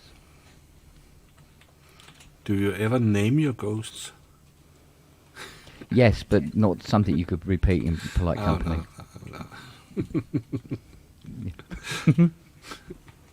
No. But I expect that you have met a lot of ghosts, Kent. Yes. In your time, yeah. Yeah, like a T8 that will only play if you stand it up on end. As soon as you lay it flat, it would just go boop, and all lights go out. Never did find out what was causing it either. And we put a different power supply in it, it still did it. Never figured it out. Went through everything.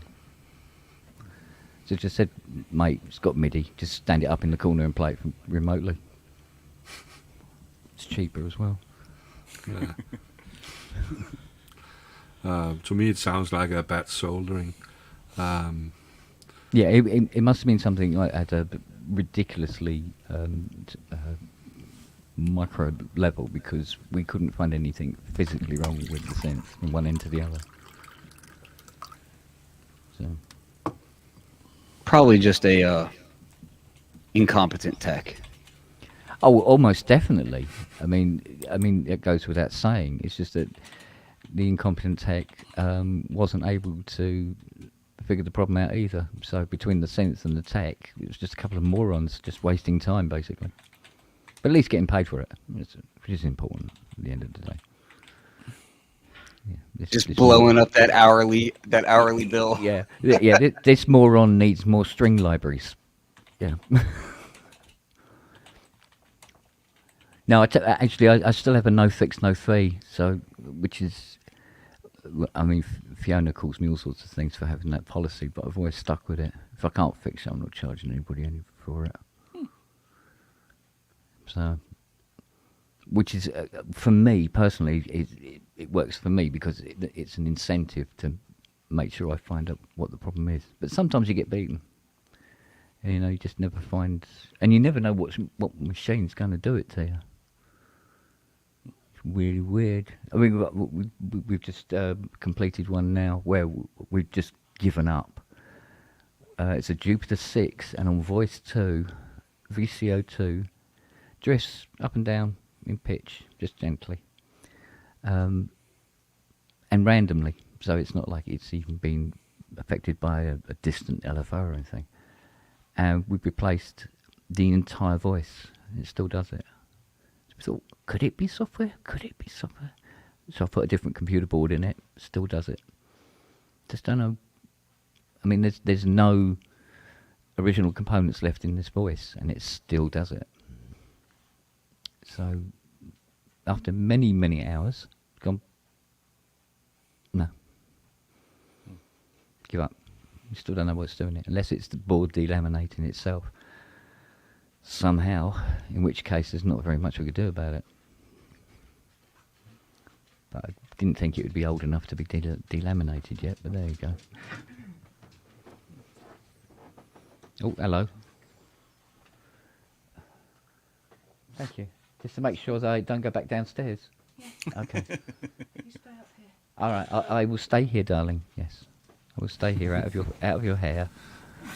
She's building a pinball machine. Ooh.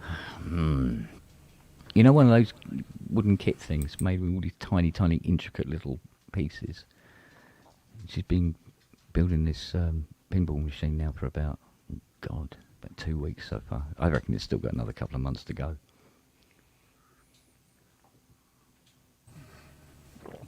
Your Powertrain Transcendent 2000.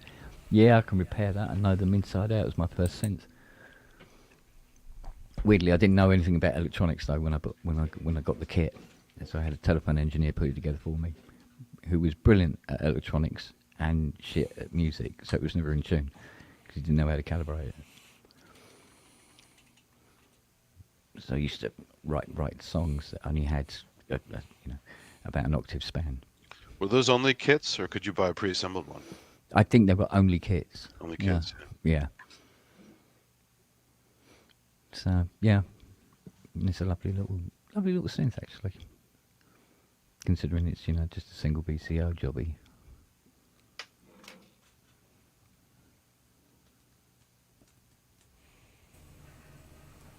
Oh, I'm gonna just go ahead and say this: if my friend Stoney happens to see this feed, I'm going through hell to get you this damn case. I'm working on this Pittsburgh modular case that has those stupid floating nuts in it. And they also use the floating nuts to hold the rails in place. Oh, I just So got one of the screws came out that was holding the rail in place, and it's on the underside, and you can't get to it. and they use non-standard. They use 2.5, 2.55.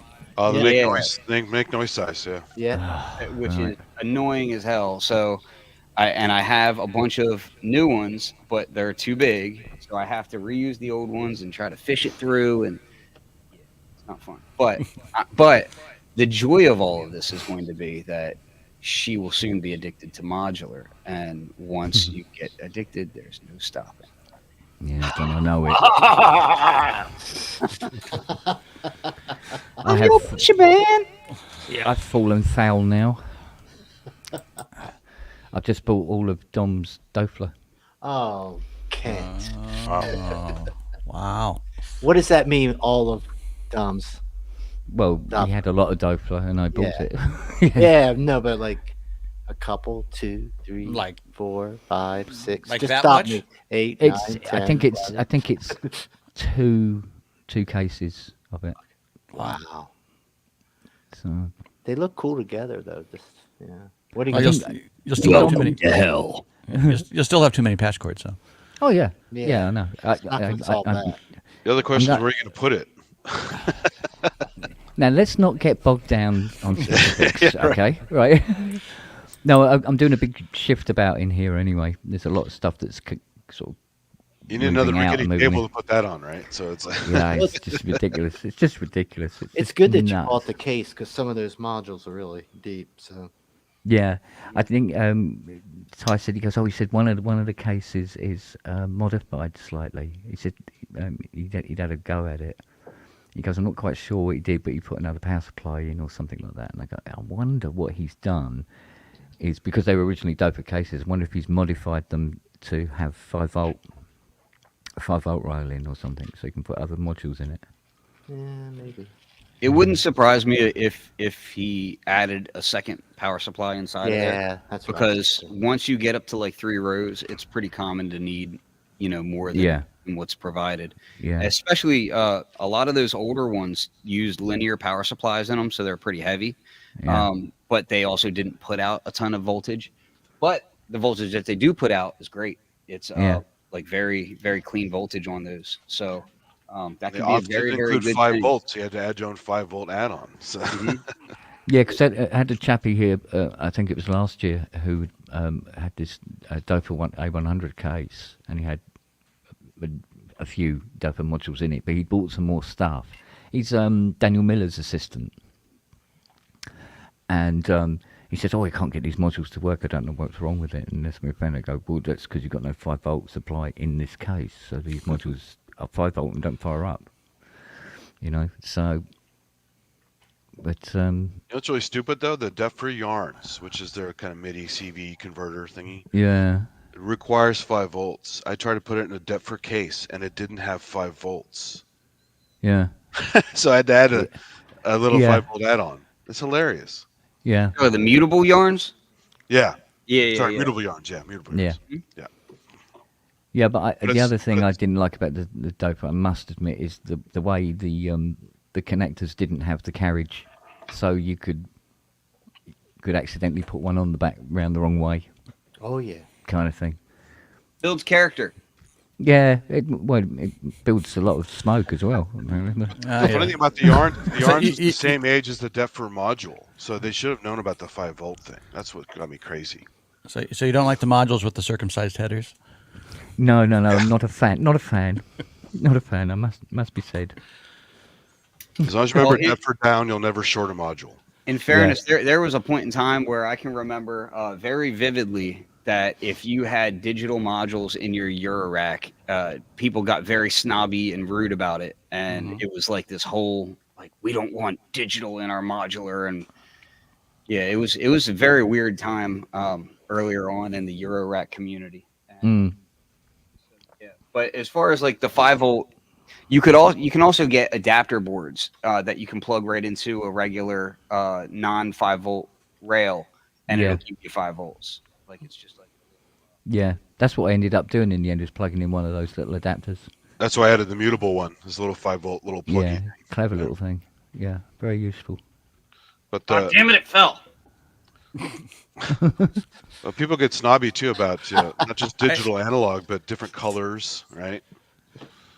Is it all silver? Is it all black? Or is it multicolored? People get all pissy about that. Yeah. So, See, I don't even know what it looks like. I just, I just, You I know just, you I have it. just bought it. I'm not even sure how many modules there are. it'll be all silver if it's Stepford. Yeah. Yeah. Most likely. Yeah. Yeah. Most likely. Yeah, That's it's because Ty was on the phone to me and he goes, oh, he said, put down the modules as individual on the list. I went, oh God, yeah, that will be bits and pieces for months. And he goes, I said, why don't you just put it all in the cases? He goes, yeah, I suppose I could put them all in the cases. Yeah, I suppose. I said, well, how much is it going for? And he said the price, and I went, I'll buy it. oh, So, save you the hassle. I'll buy it. Go on. And it's nice to keep it in the family, you know? Well, exactly. I wanted to buy something of Dom's. yeah. You know, but I mean, I've got his. Obviously, I've got his Lyra, and see, it was technically given to me, technically, and I said, no, put it on the list, and that can go. You know, they can sell that and put that to Dom's, because it was given to me, so it doesn't owe me anything. But more importantly, I'll never use it. The thing is, like, it's the rabid dog of the synth world. It's just, you don't know whether it's going to kill you or not. It's everywhere. It's like, no, I didn't want it to do that. Oh my God, no, stop. How do you shut it up? You know, it's crazy machine. That's the Lyra 8, you mean? Yeah, the Lyra 8, yeah. But you could just run like a drum machine through it. Just that delay and stuff. It's so gnarly.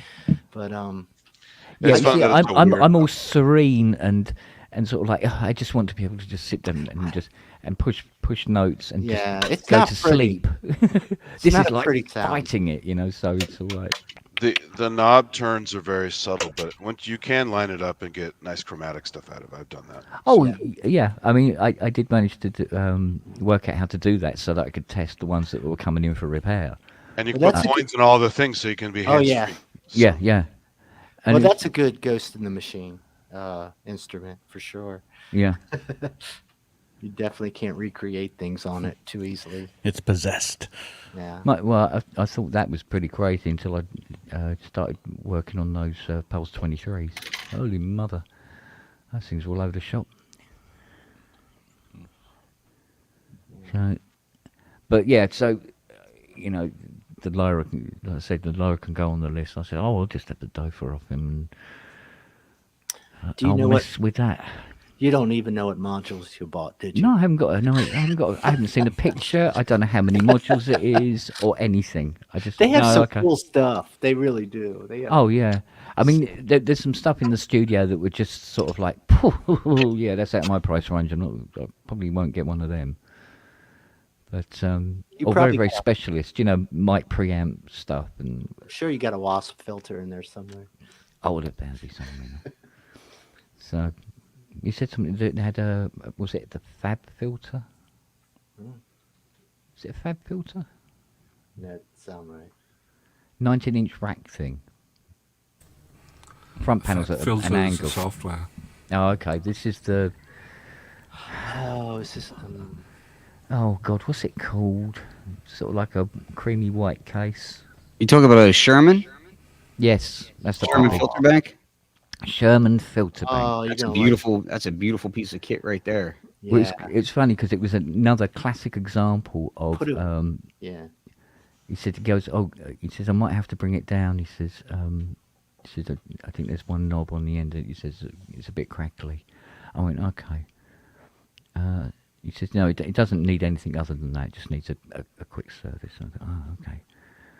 That's And pretty cool. That's probably the and only today, Gem. because this was yesterday, and only today, I went out to the garage and was going through some bits and pieces, and I found a Sherman filter bank out there in a Stanker Oh, box. come on. And I bought it in, plugged it in, it works. There's nothing wrong with it. It's another one of those abandoned modules. So I thought, do you know what? I might phone up Ty and say, do you want to put another one on it? Put another one on the list, just in case. You never know. Because it's better than sitting in a stacker box out there. I know that.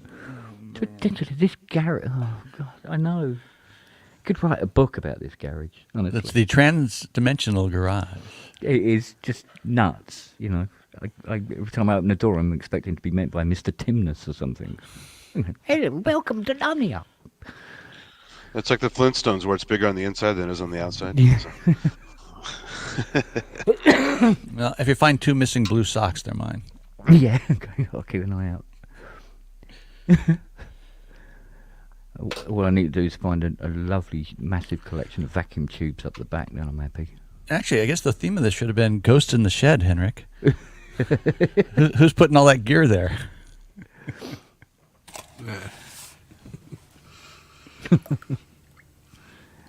Madness. Freaking hate Madness. these stupid screws. It can. It could be worse because you could be doing that in somebody's mouth while their tongue's moving all over the place. Wow. I don't know if that would be. I don't know. And not necessarily a dentist office. That's what I'd be doing in somebody's mouth. Yeah. I had a more specific context, but That's yeah. a dentist joke, yeah. Yeah, that was a real wow. Hold on a second now. He went there. Listen. There was a line in the Just because sign. it's the He 25th crossed it, anniversary. had a little dance, and come back again. Oh, no. Oh, dark so quickly.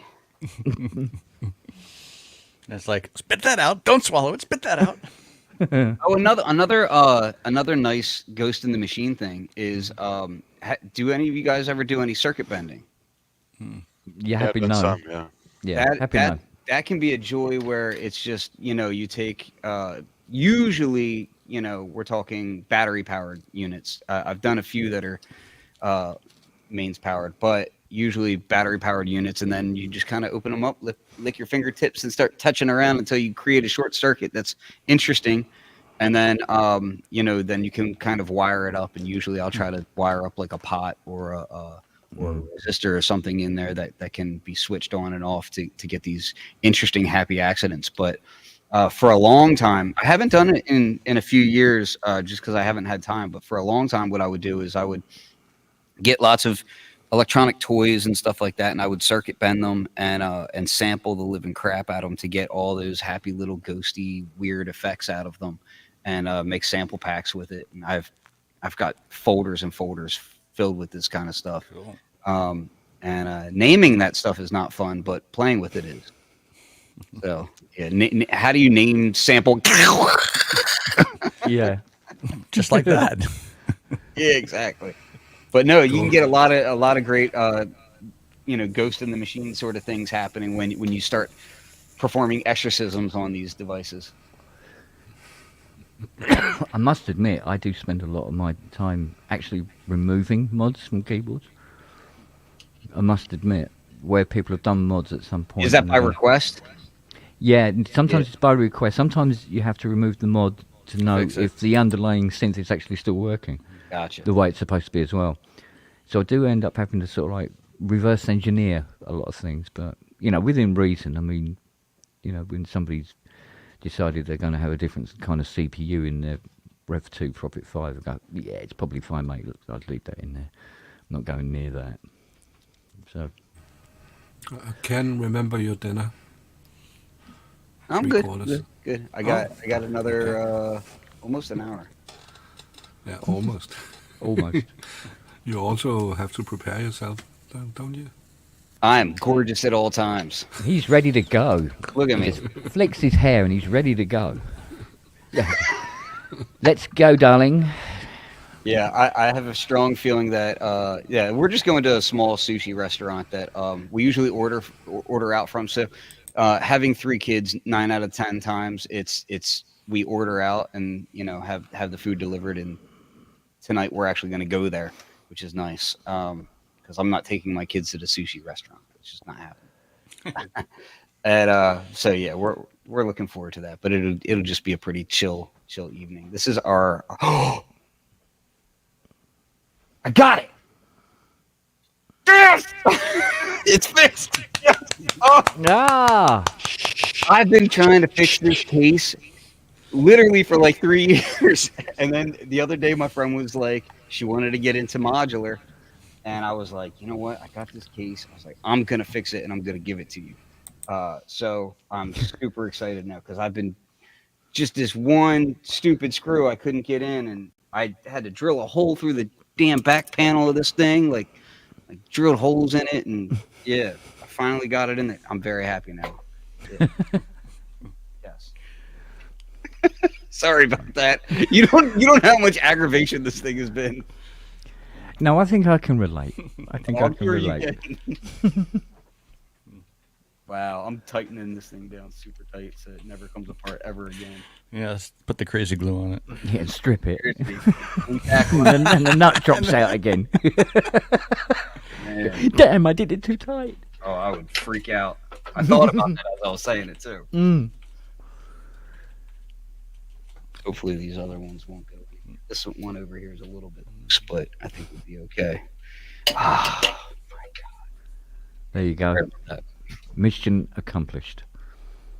Mm-mm-mm. Oh, it's me. What's that deep rumbling noise going on? It's back of me leg touching bottom C on the hydrosynth. Oh, that'll definitely do that. Yeah, but it's what. What is that noise? Oh, speaking of which, Ken, don't forget to send me an email so you can exercise the ghost for my deluxe. I thought you are supposed to be meeting up with Glenn soon. Is that true? It is true, but I have not heard from him since NAMM. I will follow up with him. Okay, yeah, because No I'm worries. trying to tie those two situations together. Perfect. No worries then. Yeah. Handle it that way is what I'm thinking is the best mode of operation there. Do you know what? If I had one I'll give him a complaint about the hydrosynth deluxe. Don't complain. No. Shut your mouth. Shut No, your mouth. no, sorry, I'm going to have to say it. One complaint. What's that? I've got an Azor 61 note tray, Uh-huh. and to fit my hydrosynth deluxe on it, I had to take one end cheek off so it would fit.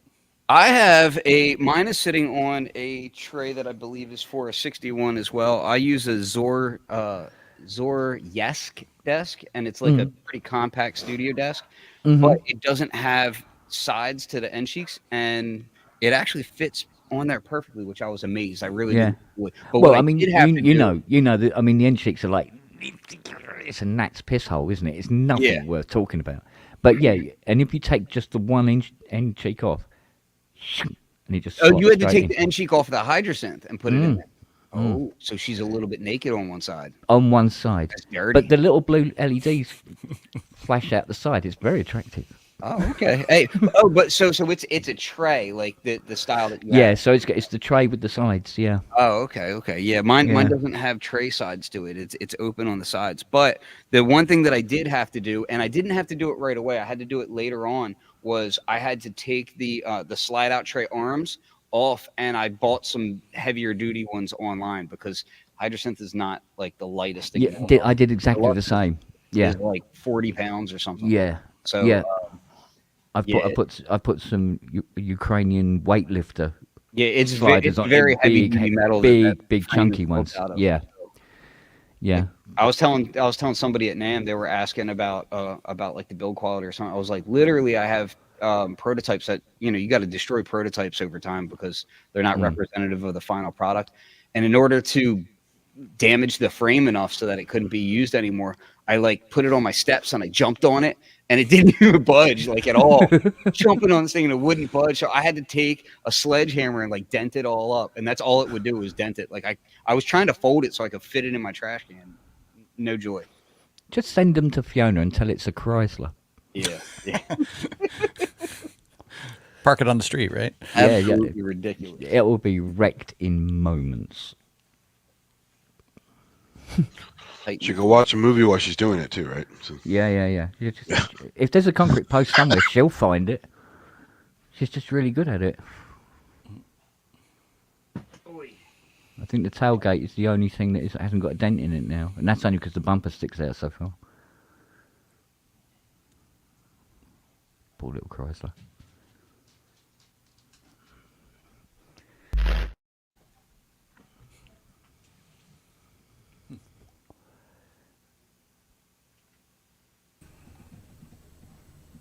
Are we waiting for the ghost? I'm just looking around all the gear in here to think if I can think if there's any other pieces that do anything weird.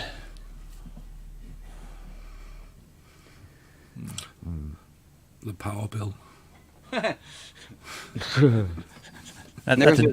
a demon. That's not a ghost. There were Yeah. pieces of the gear out there that have like built-in error codes that are pretty interesting. There was one in the Akai sampler. What was it? Where it tells you to contact somebody, and it's like one of the developers. I forget the guy. Like Richard or something like that. It says contact Richard, and he's like, and he was like an external developer for them at the time too. You know, or like little Easter eggs. I mean, the SY-77 had a crash screen that a little animation of a sumo wrestler dancing in front of Mount Fuji would pop up, which was quite entertaining. I'm a fan of the LED test on the memory moog, where it flashes the LED so quickly you can't tell if they're actually working or not. And you go, is it? Which one is it? Digital, blah, blah, blah, blah, blah, all over the place. Well, the Emacs samplers had the famous bird run. That was fun. Mm.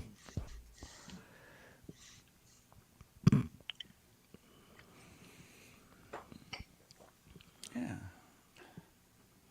By definition, isn't like a whole bunch of things patched into multiple unbuffered multiples a big ghost? Yeah. I don't think any of those voltages do anything that they're supposed to when she's like putting 6 and 7 things in unbuffered mults. Yeah, that's true enough. Well, half the time I just don't know what some of the features are on some of my modules, and I'm using them, and I'm just like, oh, okay, like it's doing that now. Okay. Yeah. Actually, I still have a I love the Trigger Riot, and I find that it doesn't get the love that it kind of deserves these days. When it first came out, it was like, you know, everybody was freaking out about it, but now it's like you can get them for dirt cheap. But that thing does so much that like trying to memorize all that stuff, I'm like, yeah, no. So sometimes I'll just come up with all these crazy patterns on it. I'm like, I don't really know how I got there, but it's cool. And are ghosts that different from happy accidents, you know? Yeah. Good point. Question is do I order her new screws that will fit in this thing or not? Because these ones. There was a ghost in the Waldorf Blofeld some years ago. I think it was popping up on April 1st. It was a little extra thing in the firmware. It said it was a stolen unit and you should contact Waldorf or something like that. They had to remove it. It was really misunderstood. Causing too much anxiety. Probably. Yeah. I just paid $2,000 to that bloke for this. Yeah. And you can't say it's a translation problem. So. But you can find it on YouTube if you search for it. Blofeld firmware joke or something like that. Mm. I think that's where I've seen that sumo wrestler dancing in front of Mount Fuji. I think somebody videoed it and put it up on YouTube. Well, they did. Yeah. Cool.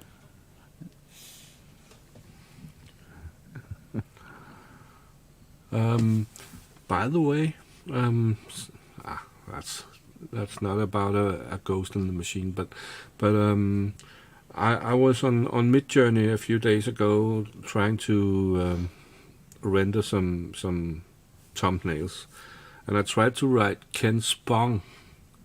But it didn't really recognize you. I thought Did it you would. try doing it 3 times, but into a mirror? No.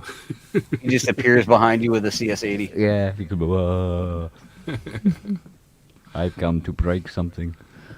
The problem with Midjourney, even if you found him, it would make his hands have like 6 fingers. And, you know, Yeah, halfway up. keys, extra keys on the octave keys. It can't figure out these stupid simple patterns. It's crazy. Yeah. And the scales on the keyboards, they are really strange. It's really bizarre. I think a repeating pattern like that would be easy. Yeah. But Yeah, well, there you go.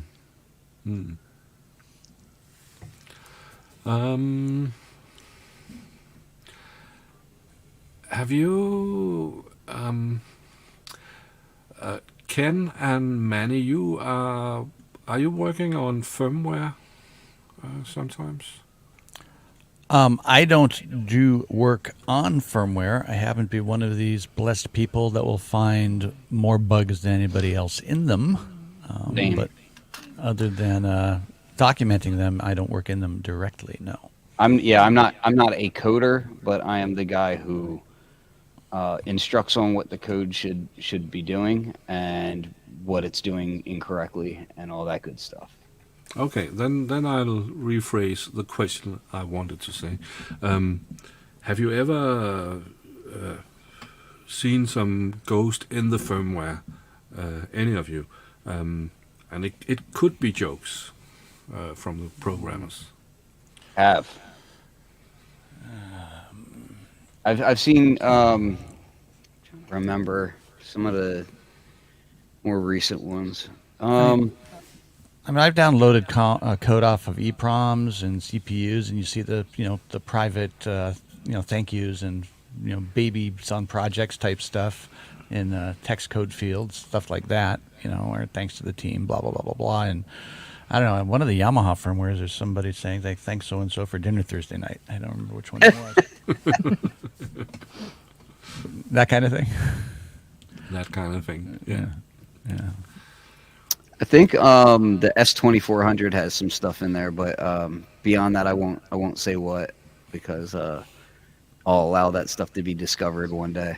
I think that they take pride in the idea of things one day coming to light on their own organically. I like the cool stuff on circuit boards, like Sequential has like Shiva on there or Shiva, something, yeah. and Mutable started doing that with their stuff. And Was it you never know Phaser if you Bank open on the stuff up. T8? Yeah, You got Phaser Bank on the voice board. that's cool. Yeah, But that can backfire, because I've had a customer saying to me about he can't find the phaser on the T8 because he popped the lid off and seen that part of this voicing system had this phaser bank. So, he goes, so where's the phaser? I go, no, that's just them having a laugh, mate. Oh, okay. he goes, but seriously, where is it?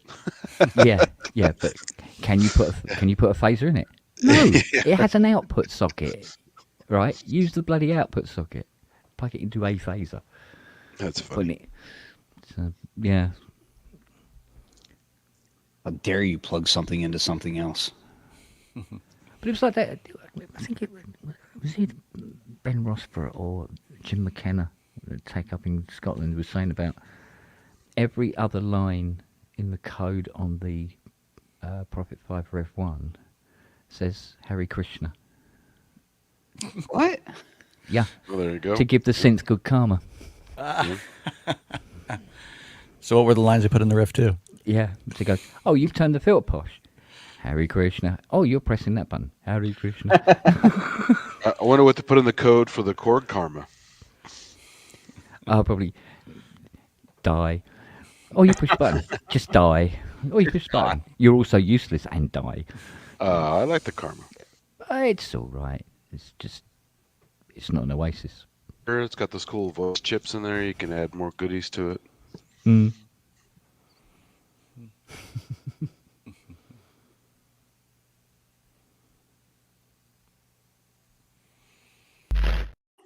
Whoop. That means the last ghost has left the building. Yeah, I had one of them a couple of months ago. I knew I shouldn't have touched that wire. It was like that picture I used for one of the pubs of that Jupiter 4, where the guy just tied the mains cable together and just left it on top of the power supply. It'll be fine. It won't hurt. Funny.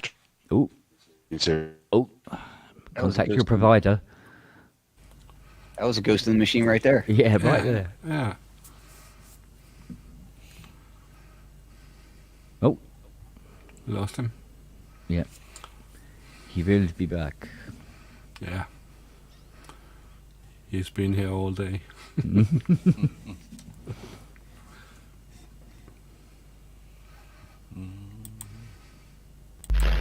Matt?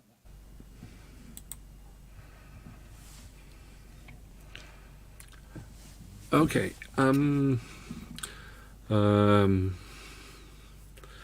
Have you ever created some music and woken up the day after and I didn't do that? Thinking like that. Look, a ghost Plenty must of have music done that I did, and the day after I wished I hadn't. Yeah, I've had a few days like that as well. Yeah. Oh my God. Yeah. Yeah, I guess, or patch design. Yeah, that one for sure. Where you go, It's what amazing the what hell was I eight- thinking? It's amazing what 8 hours of sleep can actually do, because in your head you've written a real cracker, and you play it in the morning and you go, oh no.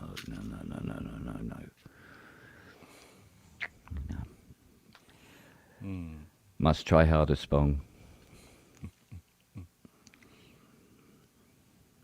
Yeah, so. In my younger days, I used to work with this producer, and he had a bit of a habit. Mhm. So he would ring me up and be screaming excited about a track, and I'd get there, and he'd be just a sweaty mess, and he would just say, "Oh man, I've been working on this thing for 9 hours straight, blah blah blah. It's the greatest thing I've ever done." And then he'd hit it, and it would literally be like a kick, a snare, and like half of a tom. And I'm just like looking at him like, "What the hell am I supposed to do with this?" Oh, the good old days. Yeah. So right now my girlfriend's a ghost in the machine. She reset the router downstairs. So Ah. human ghost. Yeah.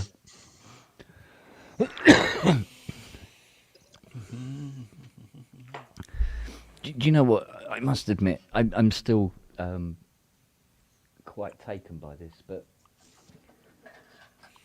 remember when you get I used to have that. I think I was talking about it last night. When you get a 40 meg, I think we had a 40 meg drive in my old computer, my old original computer, and it would fit in a case that big. This bugger is 22 terabyte. I didn't know they did 22 terabytes.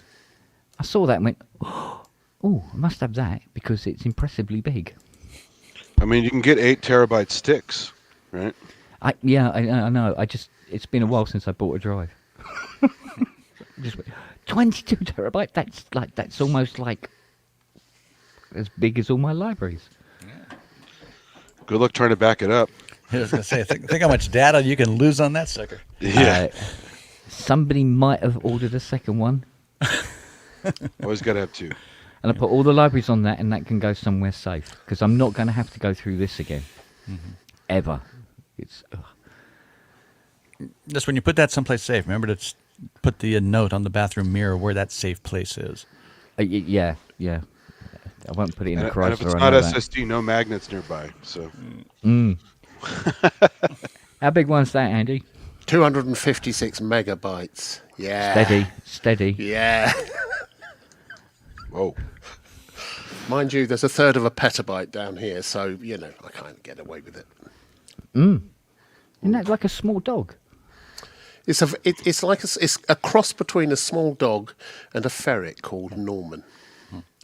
Oh yes, I know Norman. Yeah. Hey, Yeah. here's a vintage 128 megabytes. Oh, Wow. mate, that's antique. That's worth money. Yeah, well, it plays nice with a classic Mac with a USB card. Yeah. Yeah. There was that point, wasn't there, when USB sticks took over from... Hi, everyone, by the way, and thank you, Oik, for letting me in, you poor thing.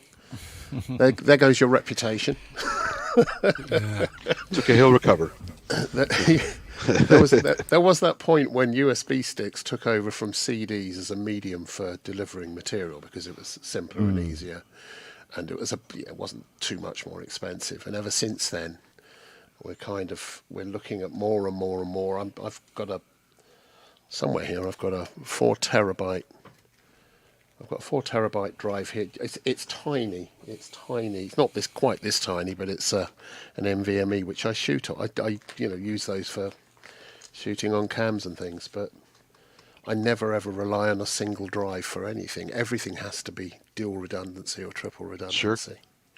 Because I just get so paranoid, and I've got clients, that don't want me to lose anything.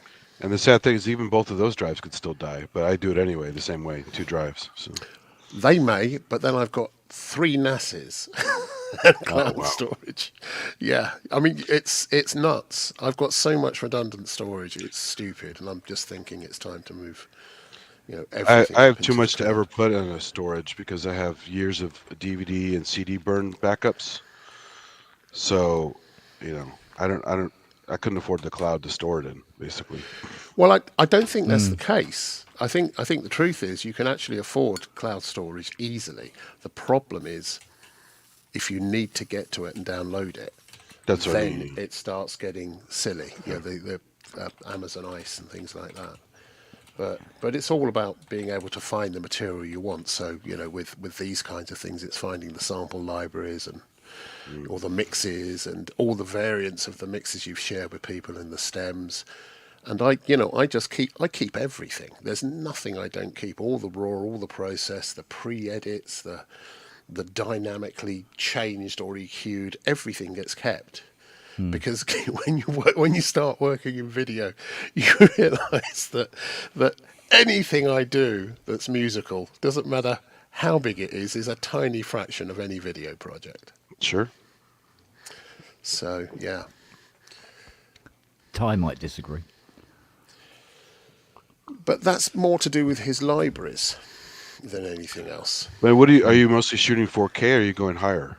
Oh no, I go pretty much whatever. I never shoot anything less than 4K now, and it's never anything less than either raw or compressed raw.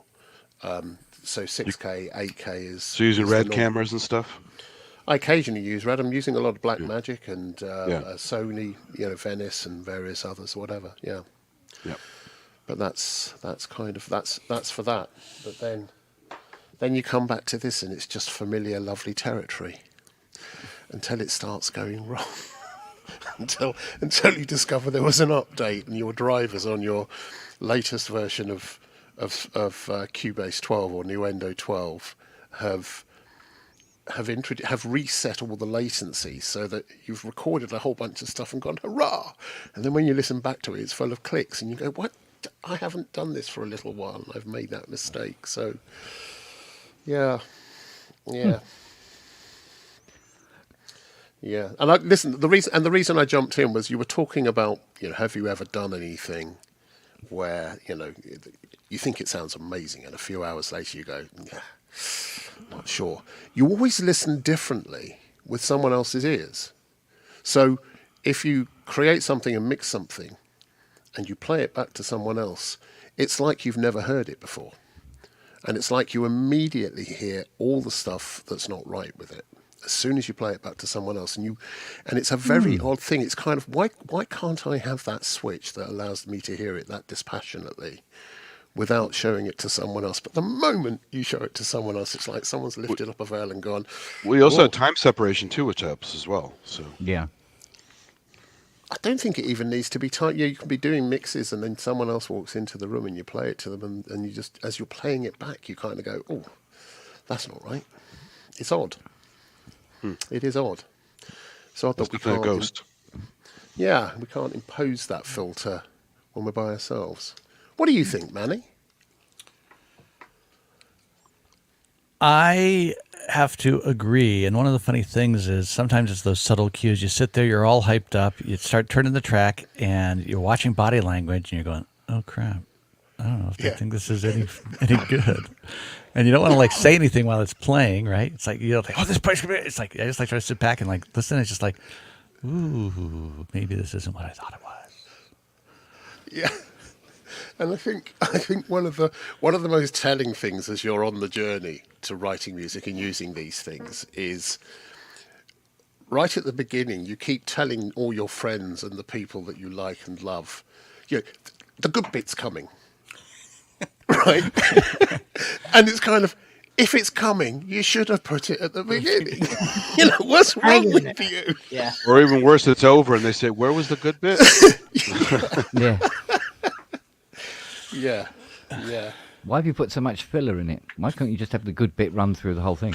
Oh yeah, let's get creative and put a 3-minute long evolving soundtrack beginning to it, which builds up a picture and context before the main theme comes in. It's kind of, well, again, it's because you're not doing the main theme for ET3, or you're writing music, and there is a place for those builds.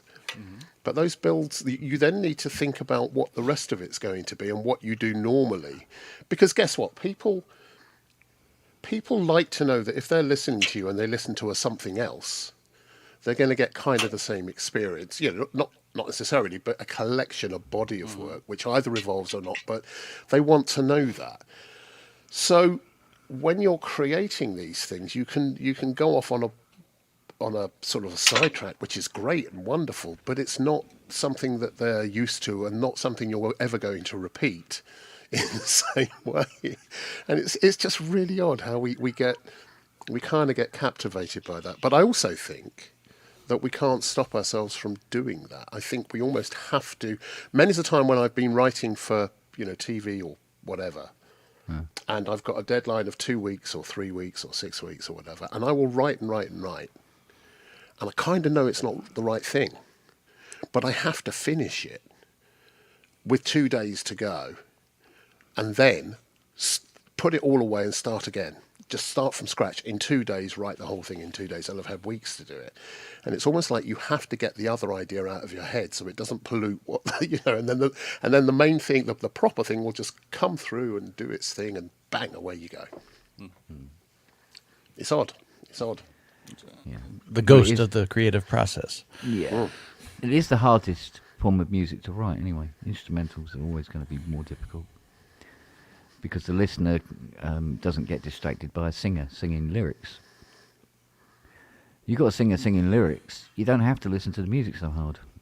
It's a different audience as well, Ken. Absolute. And it's always, I've always found it, I mean, when I've written tracks for people who have, they've brought me words, and they go, "Oh, this is the song," and you write for those words.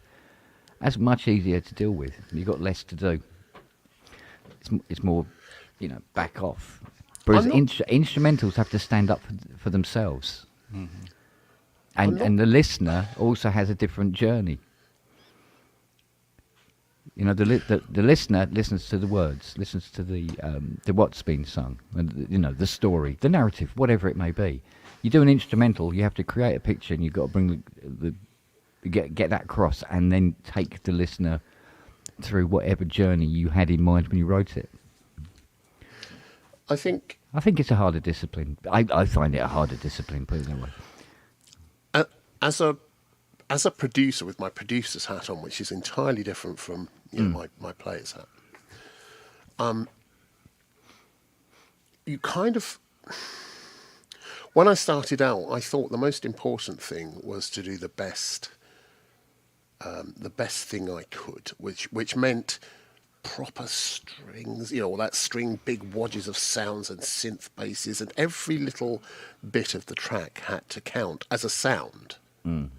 In and of itself. And you kind of ignore then the audience, because most people that listen to music, they don't listen to it intently. It's there in the background. It's the soundtrack to their lives. And sometimes moments will come along when that soundtrack becomes part of their life and they identify with that and it moves on. And you kind of... It's really odd. You can tap into that or you can't, and some things happen anyway. But pop music is that. Whether you like it or not, pop music is the soundtrack to the vast majority of people's lives. They will have a song that is played, it's kind of going to weddings and having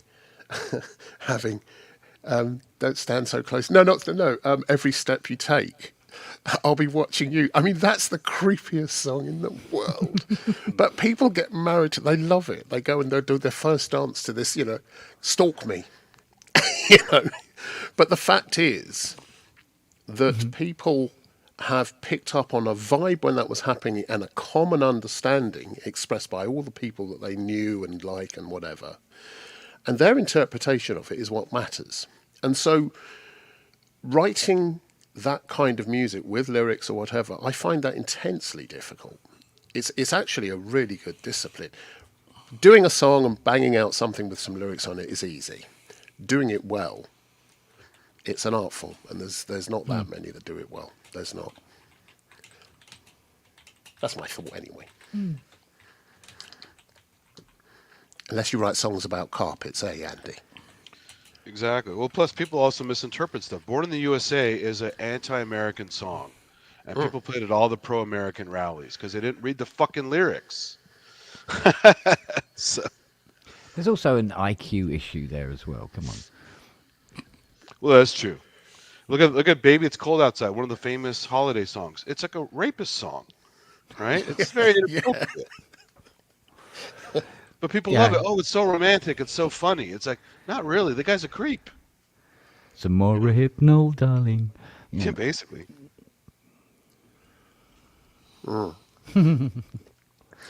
So, writing, whenever I often get asked to mentor people, I don't know why and I've got no idea where they come to me, none. But they think It's somehow, the hair. Yeah, well, it must be. Yeah, I look a bit like Beethoven, right? That and the love of cars. Da da da da. So, but they do, and they say, like, what should I be doing? And they want some advice about a song or about recording. Maybe they're doing an album, and I always just say, look, often what will happen is they'll write a bunch of different songs which sound like other songs, or like they think their particular audience or an audience that they'd like to have want to hear. And I always say, you can't write for anyone else. You can't. You cannot write for anyone else. You've got to write for yourself, because yes, you might have one something or maybe two if you're writing like everyone. You'll get the sort of opening a shop on Main Street when there's 6 other hairdressers there. If you open up another one, you're going to get some business, right? But it starts getting crowded. But you've got to write for yourself, and because if you do something that's good and you like it a lot, all the people in that band like it, guess what? You'll be able to do it again. And then you can start building on it. And if you like it, there will be other people that like it. Maybe not a million, but there will be other people that like it. And the other thing is, it became a dirty word for a very long time. But if you're doing an album, have a concept, or at least have a story, have a treat, have something, a central something, which when you're struggling, just a single idea, which when you're struggling with a lyric or a line or whatever, you can refer back to that and go, how does it relate to that? What does that mean? Because then you've got a touch point, you've got something to bounce off. So it's a very and lastly, don't trust too much to blistering technique.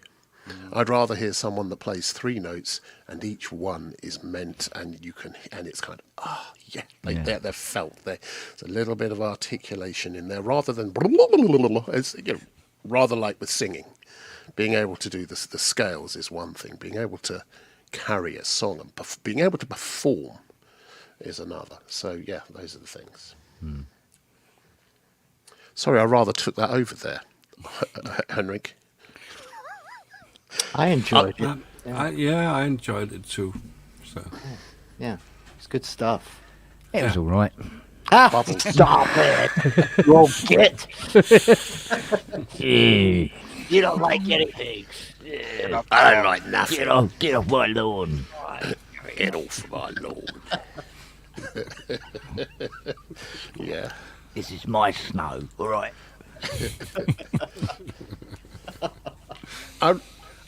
Go on. You were about to say something there, Andrew, I think. I was? Well, maybe not. He was. I just finished drinking as I'm coughing my ass off here. I keep muting. I was going to say, I remember doing a session once, a bazillion years ago, back in the 80s. And it was in a tiny wee studio that I got someone roped me into engineering this track. And it was actually in the bottom of a hairdressing salon, believe it or not. and it was a dance track, and we had to get it over and done with by dawn, and we didn't start till 8 o'clock in the evening. And it was at the time when the Aphex compeller, or the Aphex exciter had come out, right? And I'd not used it. I'd always, up until that point, been using Dolby. So you encode a pair of Dolby A's and you bring them back up a couple of tracks, and they have this real sizzle to it, and you just mix it in, and it gives a track that presence and top end sort You mean of without the spark. decoding? Without the decoding, yeah. It gives it that subtle decoding. You know, it's a lovely thing, lovely thing. I'd not used the Aphex before. And of course, you know, because we're young and stupid, and the sound's bouncing around this thing, it hasn't got any sound treatment, it hasn't got any acoustic damping at all. The sound's getting louder and louder as the night goes on, and it's getting later and later. And we think, oh, it's a bit dull. Let's just keep turning this thing up on the main mix. And his friend came in just about dawn, ready to start getting the salon ready, and he wanted to hear this track, and he walked and he went, fuck! And he said he couldn't hear properly anything above about 8K, 8K, for about 3 days afterwards, because it was so bright, and we just weren't hearing it. We're just going, oh, turning up a bit more, you know. And that's kind of, those things happen, and you learn from them. Yeah. But you also had that other Orog side of the spelled differently, right? Yeah, Sandra. Yeah. Oh, Yeah. whoa, boy. But well, you started it. I mean, you know. I know. Yes. Gummy McFetlock. That was her name. Okay. Hey, She was a lovely girl. you'll be wanting your tea. Remember, this is Henrik's stream, not pub.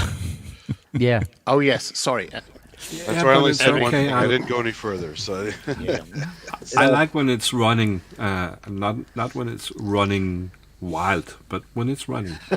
Oh, I like it when it's running wild. Yeah. Yeah, yeah, Group then, Henrik. yeah. But talking about, I can't remember. There was something when Andy took over the stream of some time ago, where it really went wild. I can't remember what it was. But yeah, I forgot as well. I think I blocked it out. That dark, something huh? about public service and all that stuff. And, Ooh, got dark. Yeah. yeah. So, Yeah. so this is okay. I think what Andrew was saying about, I think about this a lot. Well, there's definitely something that happens when people, when you play something for someone. And I think one thing that happens is an incredible amount of impatience with yourself. And you're just like, come on, song, come on, don't. And you, all of a sudden you're kind of, that's not the way you were experiencing it. You weren't putting that sort of pressure on the song to some degree when you were playing it, but then when you have someone with you, you kind of you almost listen in a different way to it. You know, you want the goods, like Andrew was saying, and there's definitely, as someone who's been kind of a pseudo editor most, for a good portion of my career, technical writing, there's definitely something to be said, a detachment. There's a different process when you create, and then there's the editors come and they have this very detached thing that happens, and you can do it to yourself. It's a state of mind. I don't really know how you get into it exactly, but it's definitely less emotional, and it's very critical, and it's a different process that you use when you either are looking at somebody's writing or listening to the music. And it can seem kind of harsh at times, and it's necessary. And it is true that most of us aren't. That's the one piece that we're not seeing as much in music nowadays, because we're doing it ourselves, and it really doesn't go through that process unless it's very hard for us to take both roles. It is possible to some degree, but it is very interesting when you bring someone in the room um, and have them listen. Um, and I don't know if I even enjoy doing that anymore. To be honest. Well, there's also the issue, isn't there, that you may be playing it to someone whose opinion you value and Oh trust yeah, and you love, but for whom actually this is the wrong music. You've written something which you know they won't They'll get, never or, like. or you don't Yeah. know they yeah. won't, but they're the wrong audience for it, and yet you still listen to it. And when they go, "What the bloody what?" Well, and bands go through this a lot, right? So if you early in my career, we would usually there was a primary writer and there was kind of an agreed upon style. And if we did not set it up that way, and there might be a secondary writer, it got problematic very quickly. And because, but if you did bring a song in, or if you play something, especially if a group's going to play it, um, it is just brutal. It's a brutal there's a brutal amount of vulnerability you feel. And I was always very sensitive as a drummer, primarily. I got really good at listening to people's music um, with, you know, kind of trying to see what they were really trying to get to, and not being too critical, but trying to also figure out where are they going with this? Not really rating it, but saying, okay, I'm going to contribute to this. I'm a part of this now. Um, so those kind of people are really great to bring in the room because their mindsets are usually how they want to help, right? So, um, Yeah, yeah. And I think also you tend to listen depending if you're doing, if I'm doing a commission for someone, a theme or an opening titles thing or something, then I'm really able to listen completely dispassionately because I know the job it has to do. I've kind of got an idea in my head. I've made some notes at the beginning, and guess what? If you listen, whether you're producing or doing anything else, if you make notes at the beginning about what you think it's going to be, those are the things to follow. Get all of that done first, all of it. Don't get, even if you get sidetracked, make sure you do all of that first because that's your instincts right at the beginning are almost always right. And it's easier to do that with a client-led song where you've been told, kind of or you've come to an agreement about what's being expected. If you're doing it for yourself, you're just writing something and you've written this wonderful, beautiful something, lilting or, then it's all about you. There isn't a brief. And you're putting your heart on the line. And it's a much more difficult thing to present without feeling. If someone just even sort of blinks in the middle of playback, they go, you go, oh, you hate it. It's kind of, and you can make really, really bad mistakes then changing stuff. You can, but also you do get to listen to it in a different way. That's why when I share stuff with friends or family, I have the same energy as I do when I just post it. Like either they're gonna hate it or they're gonna like it, and I can't let them bother me about it because then I'll never put it out there. Yeah. I'm not precious about it. You just got to get it out there. If they like it, wonderful. If they don't like it, hey, maybe they have some good constructive criticism or interesting opinions, but I don't let it bother me at all. Because, in the old days I did, but not anymore because it's like if I let it bother me, I'll never put shit out. I think the only times it bothers me is when it bothers me as the person that wants to be really good at what my craft, right? So when I can't connect with people, that frustrates me. Yeah, but that's on them too, to a certain No, no, no. Okay, I accept that, but I also, Sorry, just yeah. just to ask you a question, David. How do you measure that? How do you measure whether or not you're good at your craft, and at which point it's ready to go? Well, the reality is, and that's a good question. That ultimately, to Andy's point, also is it really is how I react to it. Ultimately, um, it's got to pass me, and a lot of times it doesn't, and that's why I'm really brutal in my music. I'll delete. I just know. I know when I'm. I kind of know. I know it. And I don't think I've ever put out anything that I don't, to some degree, feel good about. Now, I could have different intentions with it. You know, I mean, some things are more ambitious, especially emotionally, and some things are just beats. And they're more visceral. So visceral to me, which isn't really something I like to work with, to me, I don't measure it as high, but if I'm mixing emotions, or if I'm transferring emotions in a song and then coming back, um, that can be tough to pull off sometimes, and especially somebody who's not highly technical, So So when you're doing mixes, this is for all of you, including you, Enrique. You're sitting there, very very stately. It's a wonderful pose. I love that. But this is a question for all of you. How many of you, when you're doing this stuff, you'll record a bunch of tracks down? By tracks, I mean within a song, within an arrangement. You'll have done something and you'll have put all these pieces in. And then you do a monitor mix, your first monitor mix, right? And then you'll go on and change it endlessly. How many of you look back at that first monitor mix and go, there's something in that I haven't managed to keep? And what was it? What have I done? The old demo's better than the finished track problem, Yeah. right? Yeah.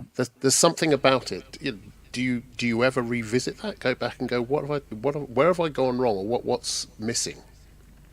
Yeah. Oh, many times. And the funny thing is, I've never successfully found the missing ingredient. It's almost like it's just the spontaneity of the moment, just whatever perfect or imperfect circumstances surrounded the original execution. That's like there's a ghost for you right there. It's like when the moment of creation, you capture something, and then when you try to do it, quote, for real, it's like never there again. Oh, That's a weird one. But it's all the time. Yeah, it's almost impossible, at least for It's me. that energy. I mean, it's like when Stanley Kubrick did 50 takes of a scene. It's like, he lost some shit in there. Eventually, he may get them to come around and make it good again, but you don't need so many attempts or takes at something. You will lose that energy, guaranteed. Well, sometimes you do, though. It depends on the thing, but he loved to torture people anyway. Kubrick's a whole different. Yeah, well, there I is. shouldn't even brought him up, but yeah. Yeah, well, then there's people like Phil Spector, who did same Bring a same gun kind into of the thing. room and Go and do this 48 times, until I know it's the right one. And it's it's what you're hearing at the time, I guess. I have been once or twice. I did start finding that if I find something in an original mix or an original monitor mix that I liked, rather than trying to move everything back to it, I just start it from scratch. I listen to the monitor mix a few times and so I'm kind of that's kind of, and I try to recapture that by doing it all from scratch, and that's generally more successful than trying to reverse engineer something back, undo back to a point. Even though I keep all the mixes, all of the everything's kept. All of the automation, everything, all the plugins, it's all kept, but it's difficult getting back. we might to be that able to without- sample some of your bits later for something else. I've heard that said before.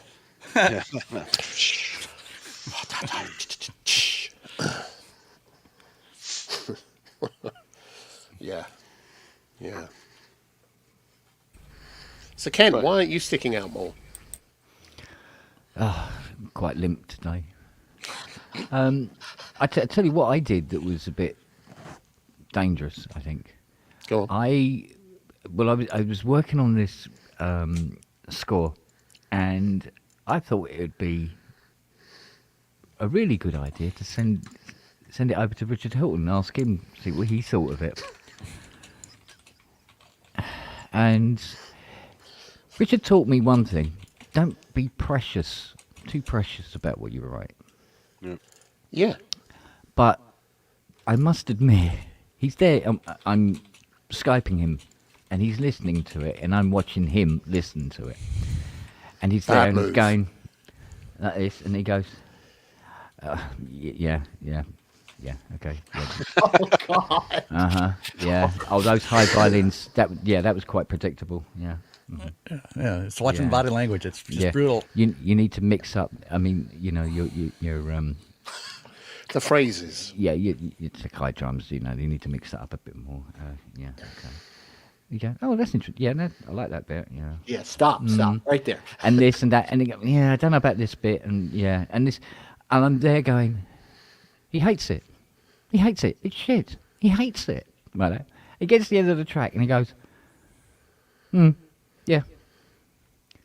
I go, so what do you think? And he went, Oh, please. he said, it's very good effort. He said, I said, but look, in your opinion, what do you think it needs?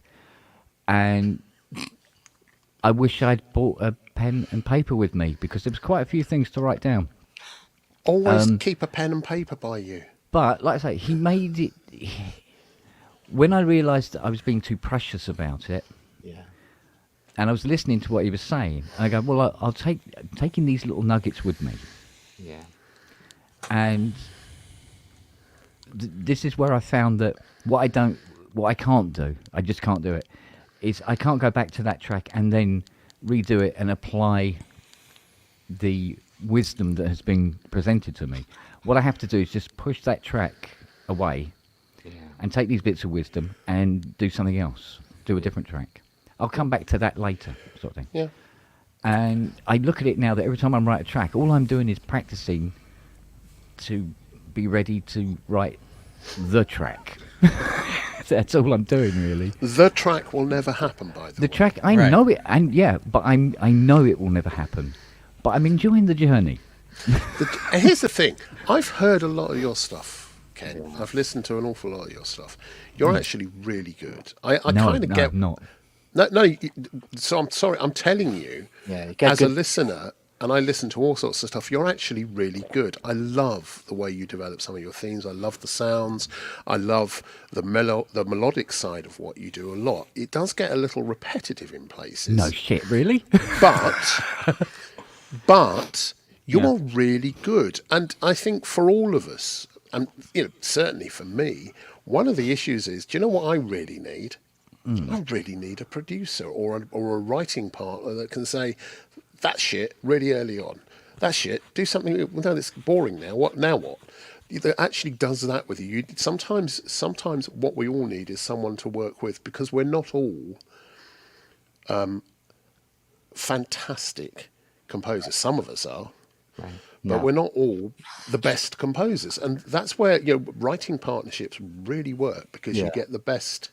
You get to bounce these ideas off, and we're all deeply Yeah. creative, and having someone to do that with is a really important. Well, I must part of- admit that became painfully aware of That's a it good point. on that pub last Saturday. When we were listening to everybody's music, the little bits and pieces that they've done on Oh, yeah. SoundCloud Live. That was awesome. And there was so many different flavours, flavours I wouldn't have even considered. Like the one that Andy put up, for instance, and I was listening to that, and where we were doing just snippets of these tracks, essentially, I let that one run to the end because I was sitting there, I was just listening. I was just like, this is great. It's like, please I fade it just- out. Please fade No, it out. I'm listening to it going, I really, really like this. That's everybody. I tell you what, it appeals to my my repetitiveness. Do you know what I mean? And because I love doing repeat and build. Right. Repeat and build. And then... Well, that's the Tangerine Dream or- formula, right? Yeah, and then Yeah. repeat and deconstruct, fade. But obviously not all the time. Right. Because the master of that, I think, is old Fruitbat over here. He's good at taking like just 4 chords and then running them for an hour. But But he'll he find doesn't. really, really interesting ways to do it. Yeah, he doesn't. He. It's themes and it's variations on the theme. That's what Hans is really good Yeah. at, variations. And I think what a lot of us don't do is the variations No. on the themes. Yeah. We're good Yeah. at stripping out and putting down, because we can do that with Doors. It's really easy to do that with the equipment we have. What we don't do is explore the themes and the variations and the different stylizations around that theme, that central theme. That's tough. Do you Uh, think that? Oh, I'm sorry. Do you think, Andrew, that being too doll centric and maybe not playing, practicing? How am I trying to say this? That we get to the doll too soon, and then we just want to process and cut things, where we really need to kind of sit back and, I hate to say it, but do a little music theory and think about. Oh, God, no. All right, redact that. Just No. that- That works for the individual. It's funny because you know what I'm saying, though. I mean, yeah, like, but a lot of us, even heavy door users, always seem to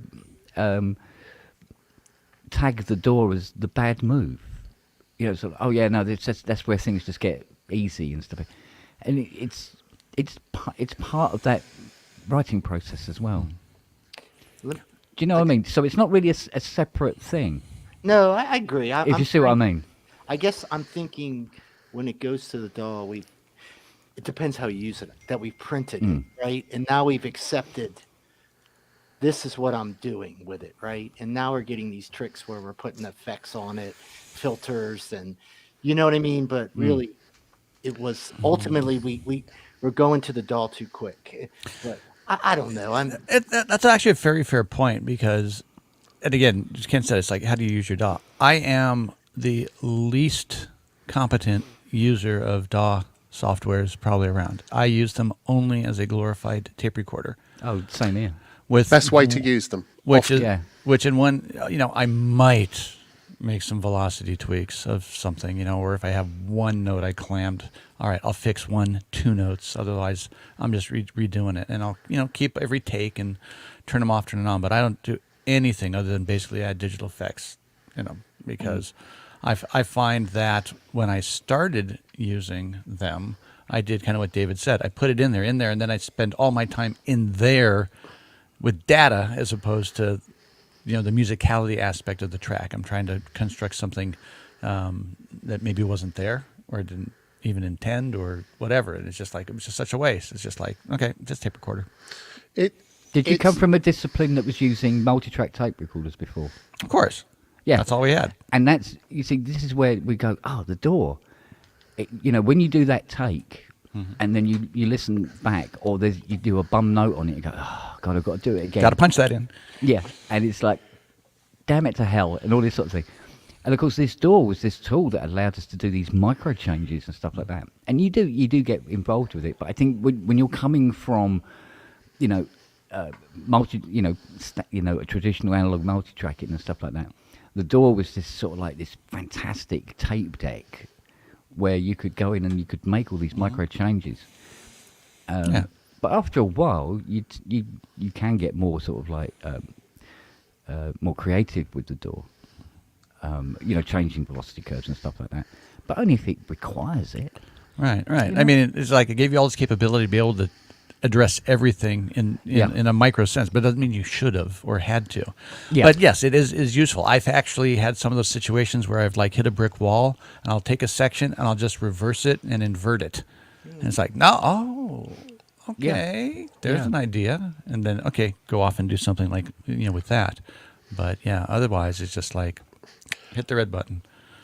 I think trying to find a universal panacea for how we record and compose is a mistake. First of all, DAWs are actually they're really, really useful. They're really useful, and for years I earned a living both as a producer and a programmer. So I was using Atari and Notator, and I was going through and doing string arrangements using, there was a time when I had a case full of floppy disks and a bunch of S1000s and 3200s with lots of different solo, violin, and yes, some of them really shitty, but I could put together string sections from those so that each line was one of those and maybe something else and a bit of a string.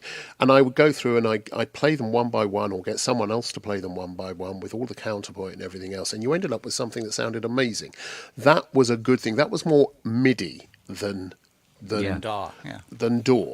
Yeah. I also did a lot of tape-based stuff. So, and there were things I did with tape. I mean, really, cutting in the middle of a 2-inch tape and joining sections together and all that kind. It's all the stuff we've done, right? Well, I've done. I'm sure some of you have as well. So cutting through us of a certain age. Yeah, maybe not 2-inch, but and I met. I had the. I was really privileged when I was starting out producing my first production. I was at Air Studios. I think I've told this story before. And George Martin was in at Air Studios doing one of the digital remasters. I think it was of Strawberry, a whole bunch of Strawberry Fields, everything from that era. And he was in one of the studios, and I didn't realise that I knew him because a really good friend of mine who is a doctor, her family lived close, nearby to us, and they were kind of part of the gang when we were growing up. And we used to go round to her house and various other things and bumped into all these people. And one of her uncles was there, and we got on very well. He was very tall, thin, lovely man. George was his name, Uncle George. Turns out it's him, right? So I'm there, and Andrew, Andrew. And I went, oh, hi, George. George, it's you. It's that George, and I hadn't made the connection. Good and I was, God. I was kind of starting off my journey, and he was doing this, and I knew something was going on, and he invited me into the room, and he had the 2 4-tracks there, synced together, with all this stuff on, and I said, can I? And it was Strawberry Fields. He had Strawberry Fields up at the time, and he was doing the first digital remaster, as it were, mixing it from tape to what would be a CD release. And so I got to listen to each of the tracks, the original tracks, which they comped. And I was able to question him and say, look, so you've done this with these vocals, and on the vocal track, you've also got some brass. What's going on there? Didn't you want to have separate control of the vocals and the brass and this gong sound or something? Didn't you? Why? He said we didn't have any option. Yeah, you didn't have the tracks. So we made creative decisions as we went, and we got it as right as we could. And we did lots of different takes until we got the one we want. And then everything was built on top of that, because that was what we want. That was the thing we wanted.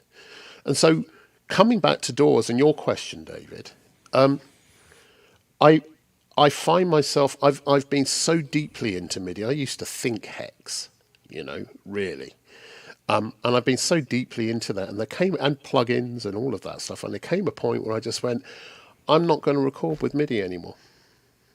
I'm just not going to, because it meant that I had to get better. And I'd started doing live sets as well, playing with people live, and your chops just go through the roof when you do that. And not only do your chops go through the roof in terms of your own technical ability, but you start having to listen to what everyone else is doing and leaving space. Because otherwise you're just playing the whole time. You're doing a string pad all the way through a song. Doesn't work. Trust me. With the same pad, ding, ding, ding, ding, ding, ding, ding, ding. Doesn't work all the way through a song. You have to leave those gaps for everyone else that's performing to do that. So nowadays I kind of only did live playing, and if I didn't like the take, I'd do it again. Now I'm kind of doing what Manny says, which is I record it as audio. Well, I do both. Also, I always get the MIDI data with it, just in case. I now sometimes, depending on how I feel, record the MIDI as well. So if it's almost there, but there's one fluff, and I know I can get there because I will practice it, then I'll go back in and edit that. But it will be 1 or 2 things. If it's anything more than that, I'll just redo it. Yep. And it does change the way you view it. And I think your question was, do we go to DAW too quickly? Should we be playing more ahead of time? And I think the answer is yes, you should play more. I think we should all do it, playing an idea. And again, it depends. If you're doing it for a client, you just get straight onto the DAW and get it done, right? Because we know how to do that. If it's your own thing, then I think, or if you're writing something with someone else that is not particularly meant to be a commercial project, it's not being paid for, then you just keep running through it until you're happy. And as a producer, my greatest gift, the greatest thing I ever learned was, before you go into the studio, go into the rehearsal room, spend 3 weeks, 4 weeks at rehearsing the band or the singer or the whatever. Just go in and rehearse until you're happy. Then when they go in. Oh, yeah. Yeah. Yeah. No, I think it's I mean, I wouldn't disagree anyways, because like you said, it is subjective, but I think I always, because I've come from that heavy band ensemble background, I just feel some impatience with how I compose now versus what I used to do, which was sit at a piano, even not as a good player, and really craft it. And things are a little more riff now. Now it's kind of, I don't think it's worse. I really don't. And I do. I'm a big fan of space, and as far in the music. And I learned that from coming in as like a session drummer, not necessarily a great drummer, but is one who understood I better not. I don't want to destroy this track, but and I don't want to step on anybody. And how easy it is to step on other people, and that relationship became really I still think very much like that. Even to the point sometimes I almost try to put myself in the band members. I'm sure I'm not the only one that's ever done it. You know what I mean? Like, okay, now I'm the bass player and I'm listening to the track, you know? Oh yeah, You know what I mean? And I mean, yeah, like, yeah, hey, yeah, if you yeah, got to yeah. put a hat on, whatever you got to do, like, what's up? Here comes the bass player, right? You're listening. You're like, okay, where's my Yeah, I'm the spot? bass player now. So what's going on? Why are we Yeah, here? yeah. It was, hey man. What am I supposed to be doing? What? It started at 4? And that, you know, what's really fascinating, I think it's kind of a shame there's not more collaboration. There is still there because, I mean, it's just, it's immense. It's amazing what other people can do for a song. You know what I mean? And they don't Yes. have to be unbelievably talented. How they hear it, how they come in. I've seen it with like bass players. One of the things, and I know we're really getting off tangent here, but I was really shocked how much better certain bass players could make my drumming sound, even if I'm just playing pretty basic stuff. And I didn't really understand it until that bass player, I experienced a certain bass player come in, and I was like, holy cow, what is happening right now? Everything just feels, I'm not fighting. I'm not fighting these people anymore. You know what I mean? And I Yeah, think when you find another member who's very good at complementing what you're doing. yeah, when you say member, you got to be. Yeah, I Yeah. know. It's like I teamed up with a bass player.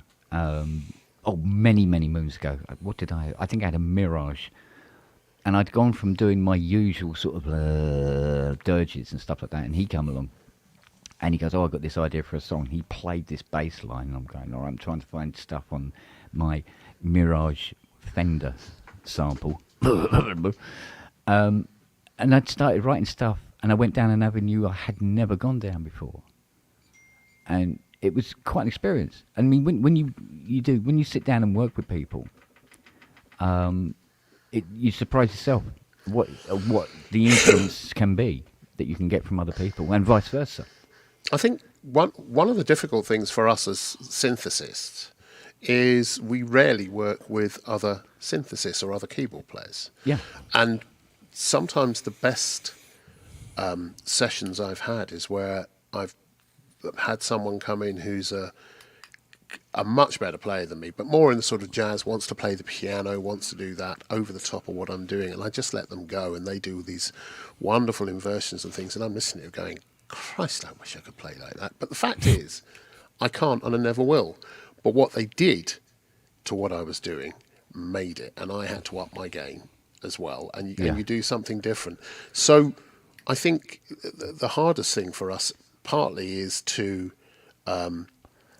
work with other people who are doing something similar, because we naturally almost think of them as competitors, right? And you're kind of measuring yourself against them. Have they got better sounds? Can they play faster or better, or do they?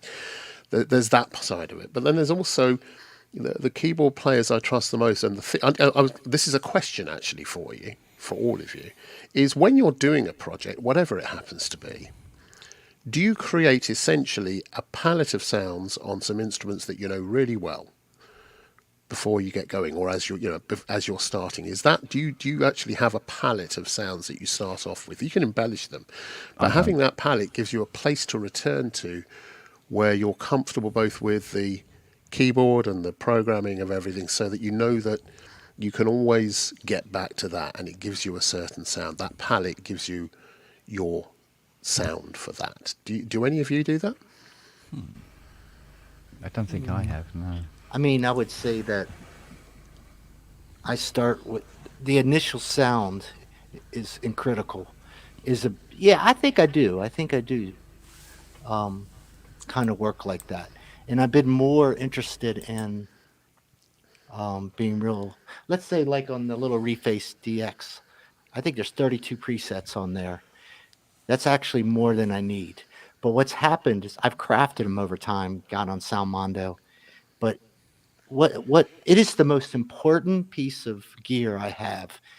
I've got some bass sounds on there, some just different strings, and they've become kind of essential because I get, I think like everyone, I'm pretty picky with sounds. Like, and I also, I guess because of my background, I'm still very mellotronish, organ. There's still kind of some rock, a little bit of rock, or kind of I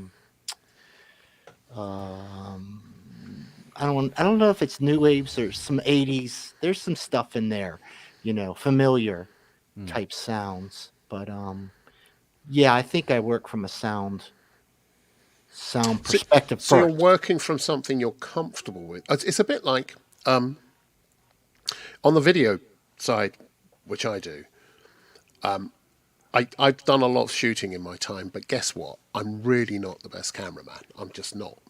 I'm just not. I know how to make something look good from a particular point. I can put things on sticks, and maybe I can use a gimbal to get certain things, and I have to think about it. But I have to think about it. And so rather than me shooting now, what I do is I'll employ a director of photography. And they'll come in, and they're more expensive, but they'll come in and they'll think about the light and the camera and the lenses and the angles. And I'll give them a list of stuff, and I'll say, this is what I need, then fill your boots. And I'll end up with something where I'm using almost all the shots which they've shot. They've filled their boots, their own things. And the reason is they are familiar with their kit. So I don't give them my kit. I say, bring your kit because you know it. I'd rather, get a set of lights that you understand, and then you do what you do because you know it well. And the same goes with musicians. With bass players, I will never DI a bass player again, or a guitarist. I give them the amp that they're used to. I say, bring your amp, bring your pedal board, bring all the stuff you know and the sounds that you're used to working with, and I'll put mics in front of it and I'll record that, because that's your sound. You already know it. Why would I interfere with that? So I think having something that you're comfortable with as a starting point. Yeah, guess what? We can change all of these sounds. That's not hard. But it's getting it to work in the way that allows us to perform and we can do our thing, and then getting a bit uncomfortable with it. That's a really good point to be. You've got something you're used to, then get uncomfortable, take it to an area you're not comfortable with, and you'll find gold there. I think. That's why modular's great. You can do that every day with modular. Modular's interesting for that. You do it, and it's really hard to replicate it, right? Mm-hmm. Yep. You're capturing the moment. Mm-hmm. Yeah. That's only more so than playing any other instrument. Because you'll never get that back again. Yeah. Exactly the same. That's a great thing. It's not something you want every time. It's not practical, great but thing. it's a lot of fun, and it's exploratory. It's good. It's kind of natural as well, because I know where I've done, back when I was a tiny wee lad, been on stage with a band and I'm playing and I've had a couple of beers and I've never played better before or again since. Or yeah, that's the 2 beer maximum rule, right? Yeah, or I seem to remember it being a lot better. My golf game's like that. After 2 beers, I'm great. After the third, I'm toast. There's supposed to be to the left. What are you on about? I practiced that shot special. No. My slice goes away after 2 beers. It comes back after 3. That's why I was aiming at the freeway. It gets there in the end. What are you worried about? I used to live on top of a what is in the Cotswold. It's called the Old Golf Course, and it's common land. Cows graze on it, but it's also a golf course, so people play through and all that kind of stuff. I never really got into golf myself because I'm a fat git. So, but I will never forget. I will never forget this guy. These 2 couples were playing. Both of them had their husbands with their wives, and the husband of one of the wives, or the husband, sorry, of someone's husband was talking about the other man's wife who was about to take a shot, and he just turns to his friend and says, she's a real hooker. Right? And I knew exactly, they knew what he meant. And there's because it's a public course, there's people picnicking and having ice creams, and there's cows walking past, and they're playing this thing. And there were about 30 people nearby, all of whom heard this sotto voce, which wasn't very, said, and we're all falling on the floor laughing. And these golfers all sort of turned around and went, what? What? What was he? What's he? So yeah, there we go. Well, getting back to topic, you know, Sorry. the point of the collaborative effort is big, because the most important thing is it exposes you to stuff you wouldn't think of on your own, and so that's a nice little, you know, that's a nice instigator of new ideas. What I do, I don't tend to do a lot of real time collaboration. But, you know, I always appreciate it when we have our projects, when, you know, the team shares all their stuff in progress, because invariably it leads to a much better product at the end when we see cool or interesting bits that each of us have done to say, oh, it does do that. You know, let's leverage that. So you can find capabilities or things that move on. I mean, it's been decades since I ever had to do any live session type programming, and that's a different beast, you know, because it depends what your familiarity is with the gear you're working on. The closest thing that I've done recently is stuff that I've done with Scott Kinsey. Like Andrew says, you sit with somebody who's a fantastic player, you watch them play your sound, you see what they do with them, and then I was like, now I know how am I going to dial this in or do something that's going to meet his needs better. And then that is a good way to push you to do better, by leveraging new ideas that you can see in real time what they're executing with your creation, as it were. So that's about the type of stuff I have with it now. I mean, when we show patch sets and prototypes to people and we watch how they play, you know, we'll try to pick up some parts of that, but that's really the only opportunity we have to do that kind of thing. At least in what I'm doing is my quote hobby job. Well, like that track that Kent said he liked that I had on the stream the other day. That's pure collaboration. In fact, without my friend being there, who had incredible skills programming drum machines and a real ear for chords and progressions and stuff, even though he doesn't know them by name, he just knows them. And that's the reason I even turned out halfway decent, is because of him. And he's the one that taught me the whole DAWless jam, hardware jam thing that I do to this day. So I owe him immensely. Unfortunately, he had to move out of the area. He moved with his girlfriend back east to Maine. So about as far away as you can get, we can't jam anymore. But man, I learned a lot from that guy. It's really amazing. Is that related? Is that in any way related to what you put out? His moving. Now or his moving? It was a joke. oh, Did he hear what you were doing? Yes. Now I get it. Sorry, I was taking it too literally. Yeah. I haven't even eaten yet. I'm hungry, so I got to eat very soon. I'll leave in a minute. Sorry about that. No, it's my The fault. classic hearing failing when you get hungry. Yeah, Hangry. it's a real thing. Yeah, it's a real thing.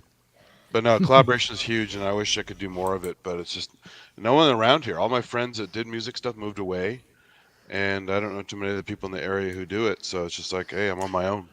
You should hit him up and do a jam tamba with him or something. It's not. Yeah, we could. It's not the same though. It's not. Agreed. I had exact same kind of experience, Andy. I think we've talked about. I had somebody on the East Coast, and I would go over every Sunday. And we'd been in different bands together, but we got into electronic stuff, and we would just record for 3 or 4 hours every Sunday.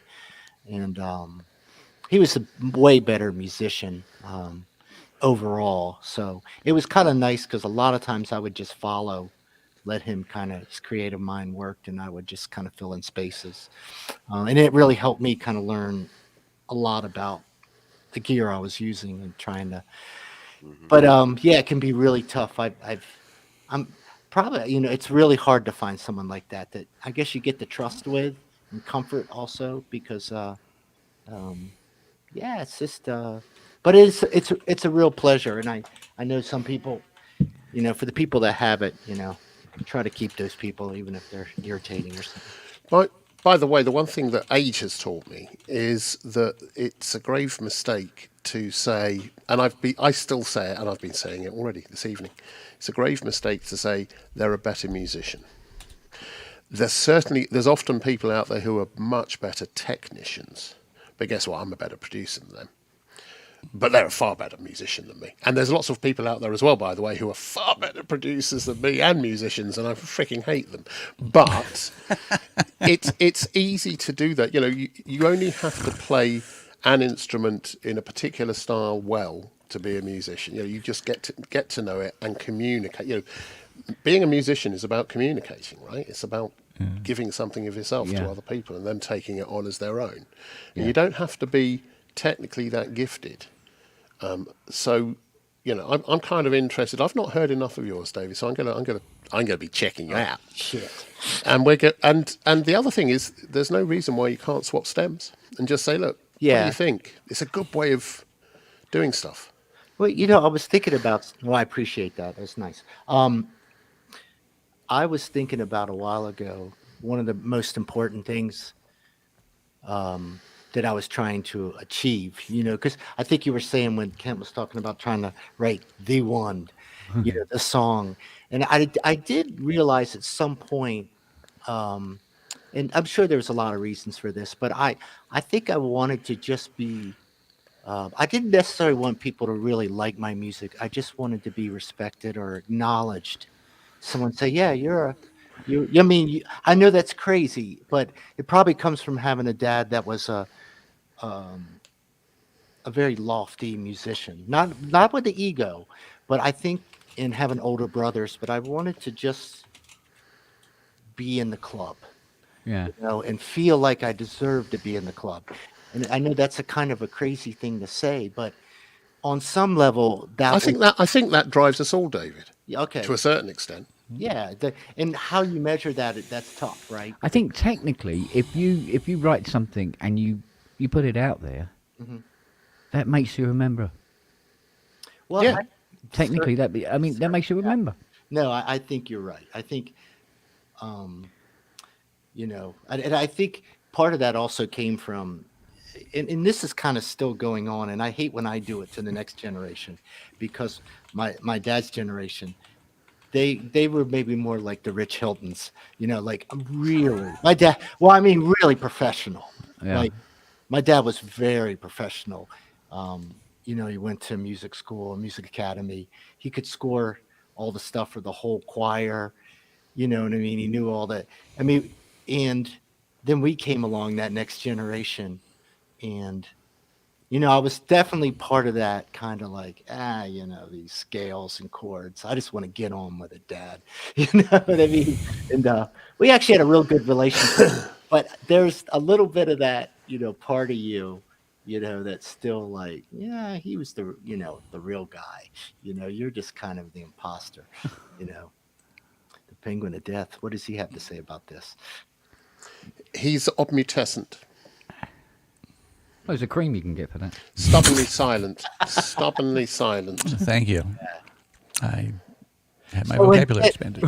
Yeah, so I can empathize when you go to Richard Hilton, because it was like when I try to play something for my dad, you know, one of my early like little electronic things, you know, with not to say that's where you're at by any means, but it was like it took. I should have really been proud of myself, because that takes a lot of courage to even put yourself out there like that. So in a way, you should really celebrate it, because that's how Yeah. that's how you're really going to grow, right? Is a Yeah, it's both the one way worst. to grow. It's one way to grow. It's both the worst thing and the best thing you can do, because Yeah. you what you really depend upon people who know is for their honest opinion.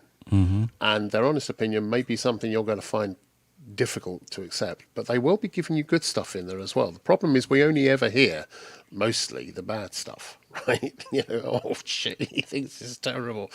But then someone else, you know, somewhere in there he might have said, well, the modulation of these chords is really interesting. You ought to think about expanding upon that, you know.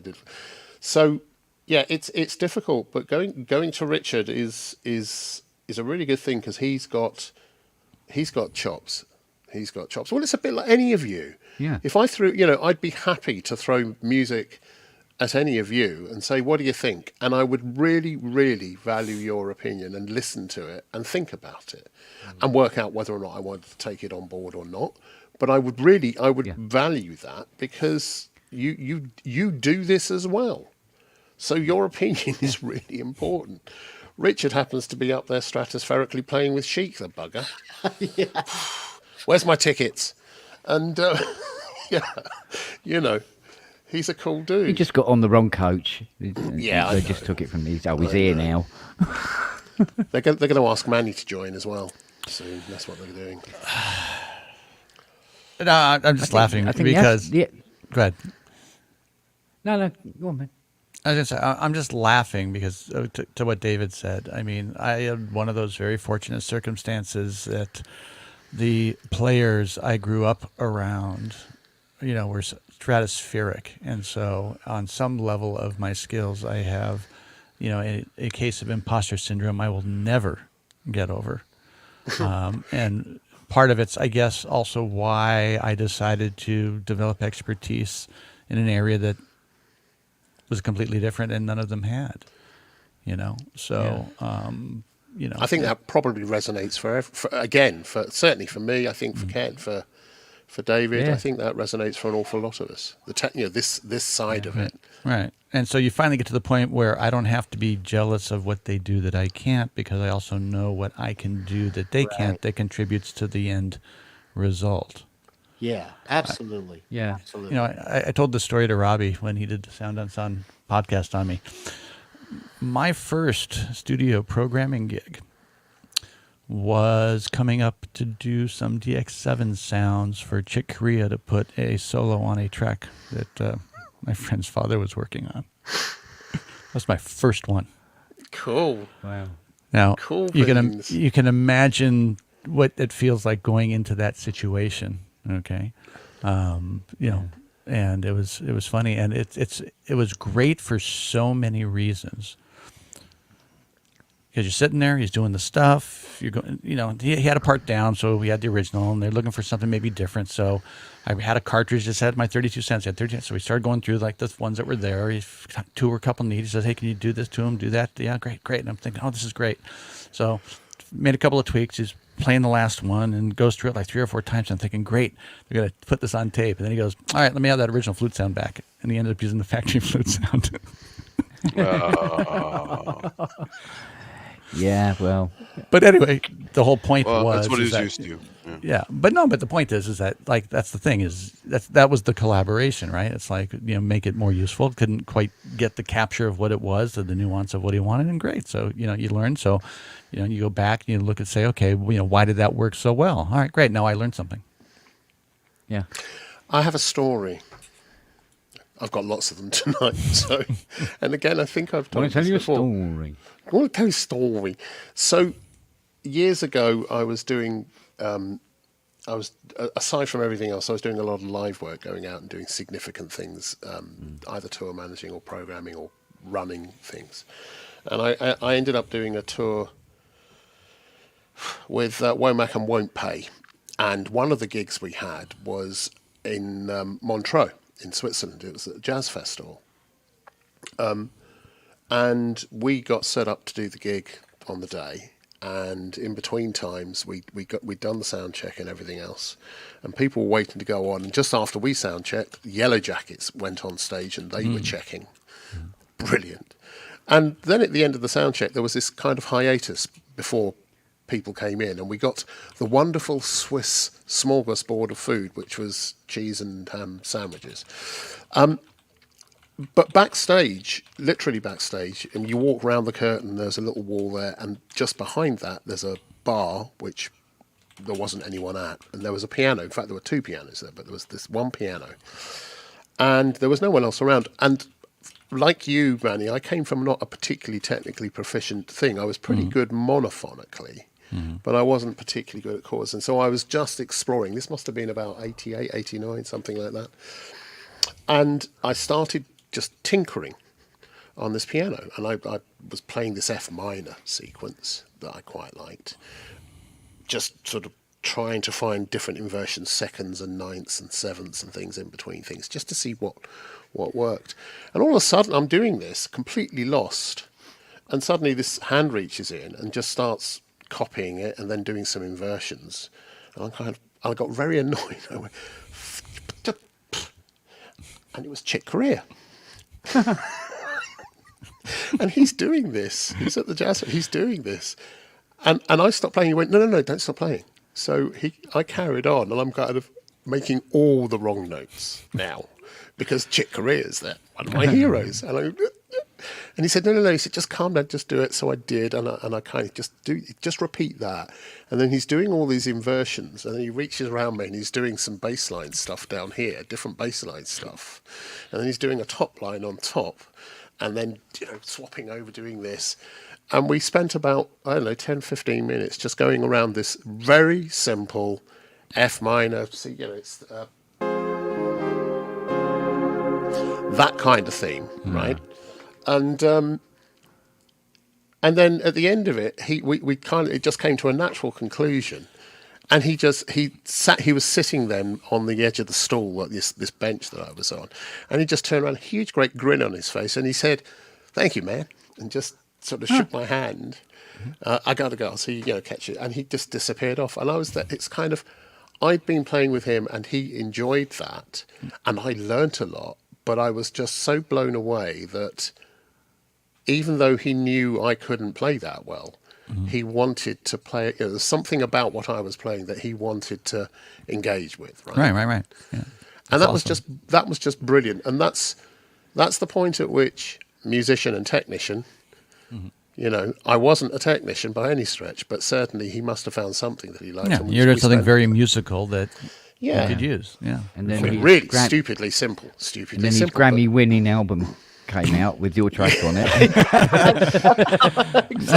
No, Kent, that would be Miles. That wouldn't be Chick. I'll tell you about the Division Bell one day. Oh yeah. Yeah. But no, it's interesting, because we do doubt ourselves, and sometimes you just kind of have to have these moments where you just go. One skill I know I've got that I know a lot of people don't have through knitting? experience. Yeah, mate, I knit like the devil. Yeah. It's one of mine. No, I can sit down at a keyboard and just write something. Yeah. Live, right? You don't have to think about it. So, no thinking at all, right? And a classic example of this, the Dave Spears documentary on the CS80? Mm-hmm. Well, he hit me up and he goes, "Hey, do a track so we can have something on the end." I went, "Yeah, okay." Put the phone down, go upstairs, turn it on, put a camera on a little stand behind me, turn it on and go, la. Yeah, I'll do, that's about 5 minutes. Turn the camera off, phone him up and go, "Okay, done." He goes, "What?" I said, "I've done the track. I filmed it. I'll email it over." He goes, "You've done it already?" "Yeah." "Oh, all right. So let's see it then." So I sent it out. He goes, "Oh, that's great. No, we can use that." Honestly. So the amount of time I spent on it was how long the track is. And I just did this track and just went bang, bang, bang, bang, bang. And You're not making friends here, Ken. Oh, no. I must admit, it's a skill I've got. I don't know how useful it is unless I'm playing to picture. But I don't have that job, so... But I could write a score to picture. If somebody just showed me a video, I'll write to it, as it happens. Weird. I can do that. But if I sit down at a keyboard and want to write something from scratch with no particular direction, if you see what I mean. Because when I was doing the CS80, it was for something. I knew it was going to be an end track for this docu. Whereas if I'm absolutely blank... and I've got nothing to work with, and I've got to create it myself right on the spot. Do you know, one of the best things about getting a new synth, and the ANX engine particularly, is that I tend to start if I'm doing any playing, I will start off with an init patch, and I'll just start building from scratch. Because it's a good thing still. I love doing that. So even if I don't know what I want, I've got no idea about what I'm going to play, I'll start putting together a thing. And then I'll start thinking, as I'm doing it, I'll go, well, that needs a bit more articulation here. What can I do with this? Can I add poly? Does it add anything? What do I need to do to give it the movement? And it will that starts me writing, that starts the process of writing without even thinking about it. Completely new chord sequences, completely new ways of working with things, just because... If you're creating something with which you have to interact, because you're building the interaction into the sound, you're having to and so it kind of your hands fall in different places and do different things. It's a really good way of writing. I'm sure, Manny, you must know that. You must get into that as well with all the things you're doing. At times, yeah, exactly. It's the same sort of interaction and process, and circular, inspirational stuff. Exactly. Go on then. That's all I got. No. Oh, all right then. Here. Yeah.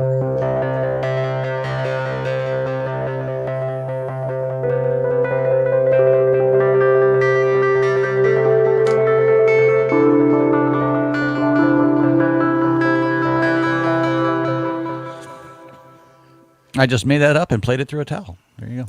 Yeah. Brilliant. The That's towel fun. lends as an interesting quality to it.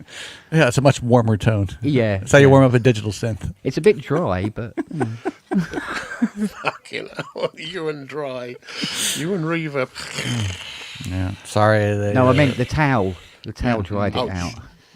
What's interesting is the musician in me loves not being the initial starting point.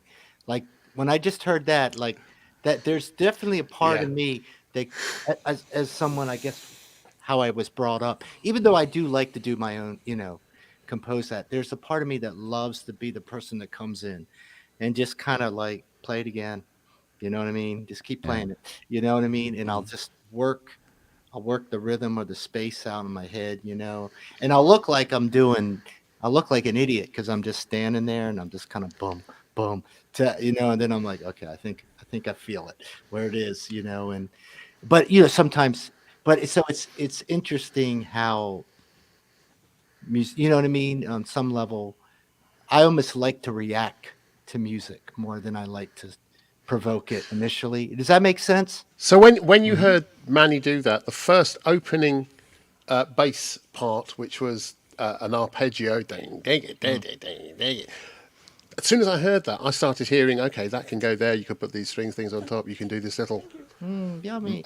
top line melody and take it up a key and do all that. So I heard a whole track just from the first two bars of that. Yeah. And I think that's often, those triggers often are the things that get us going. Yeah. And you're very, very good at putting that motion into stuff that starts ideas, Manny. You really are. that had it had rhythm and melody. This is why David has a cat in the studio. Yeah. To get him started? Yeah, just walks on the keyboard and go, oh, that's an idea. Yeah, stay there. Well, that's why I have loopers. You know what I mean? All I got to do is loop it, and then she can run off.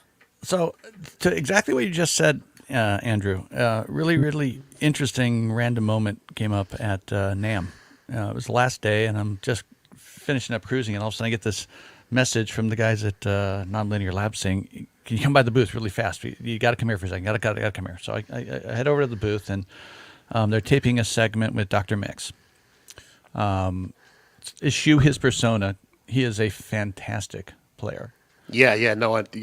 And so they wanted to show him, the new stuff, and in particular some of the stuff that I had done, and so they brought up some of the things that I had for the C15. For the C15. Yeah. And what's very interesting is they literally started on preset number 1, which is just random. But he sits down, he starts playing a couple of notes, he's listening to what I've put in it, okay? Then he starts changing what he's playing and how he's playing it to make that do something interesting. Yeah. And he only played 3 patches, but I have to tell you, and we discussed this, during the segment, which is how he's listening to the sound to see what it does to draw him in, so he can figure out what to do with it to go to the next point. So it's like this push, pull to get you down the place of expressivity. And I said to him, exactly, that's what I try to put in the way I program. I want to put things inside the cracks for the people to discover so that they can find something and do with it what's them. Because, no, I'm sorry, every patch isn't the damn jump patch. There's subtleties of stuff in there.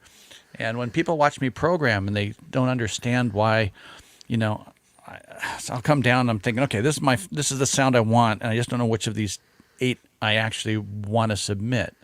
because there's subtleties in the velocity response, the envelope times, and other interactions. Just like, okay, which one of those is really the most, let's just say, will end up being the most universally playable, okay? Because a couple of tweaks of a few parameters make the difference between something that's really cool and something that just like, next.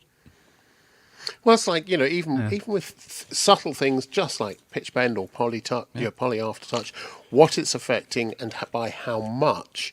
Is it going down 2 semitones? Is it going down a fifth? Is it going down a 4? What's it doing? Because it causes you to play differently, because you're thinking ahead, going, I know I've got access to that. That's an articulation I know I can use as part of this. Right. And you're very good at putting that kind of movement into a patch and that subtlety into a patch. So when you dial it in a bit, you go, oh, there's something else in there. What's going? What? Yeah. It's really good. I mean, I've heard. I have heard. Yeah. I mean, so funny. Here's the irony. So the ghost in the patch is a word. So one of the things that is the ghost in my work, which I've never fully understood, because like I say, as a player, I have limitations. I don't know what it is, but for some reason I am able to put all the stuff in that matters for the players in my work, even though I am not a player of that type myself. Did you, when you were growing up or through your thing, have you listened extensively to other musicians and how they articulate, including not just synthesis, but string sections, brass, orchestral drums, all that, singers, and the way they articulate? Is that stuff that you kind of consciously or otherwise put into these things? So some of that is subconscious, just listen to the parents, the music my parents had, going on in the house beforehand, and that was a lot of, classic jazz stuff. I mean, you want to get, your mind totally like fried as a 12-year-old is listening to Ornette Coleman. It's like, what the fuck? Yeah. A lot of it is intentionally going out and learning and studying things as I got interested in what I'm doing. Okay. So that's part of it as well. But a lot of it is just osmosis of, like you said, hey, let's figure out what's going on with that, or learn that. Look, I had traditional piano lessons as a kid. I had traditional lessons on clarinet. I played in band in junior high and high school. Hang on, when you say you had traditional piano lessons, was your piano teacher an aged woman with a hairy chin who had to kiss you? Because if it wasn't, it's not traditional. Okay, sorry, the hairy chin and the kissing was missing. Call yourself, call yourself proper. But I think, just playing in bands, starting, in middle school, where you listen to the stuff around you, or the orchestra and things like that. I think that helps in. I mean, I did not listen to a lot of classical music in depth when I was younger, per se. That came much later, to learn those things. Did I have to go back to books and learn things about orchestration and other music theory stuff? Because I didn't pay attention with my piano lessons when I did it the first time, of course. Did I have exposure to a ton of synthesists in listening to the various electronic music I did grow up? Absolutely. It's just just being a big sponge around that. Look, and again, some of the recording sessions I was able to just sit in the room and listen to players play, because of, like I say, just being fortunate where I am and who our family friends were and stuff. It's like, I got to sit on scoring sessions in Universal Studios, for a whole freaking half a day, watch those guys work. And that's a whole nother show. But you want to talk about just guys that can come in, nail and play, and then have 3 or 4 ideas, talk back before the booth, and next thing you know, they're off and running another deal. Yeah, I mean that's so. Yeah, I had a lot of fortunate circumstances to pick up a lot of things. But a lot of it is also I never rehearsed playing an instrument to the degree that I have rehearsed programming them. Yeah, and I guess I only ever rehearsed playing it. unfortunately, Still not enough. when I started out as a producer, I got confused between myself as a producer and myself as the artist, and I was never the artist, but I got confused about it early on, and I got over that. That's fine. But yeah, that happens, doesn't it? That happens. Yeah, absolutely. So somehow that all is just up.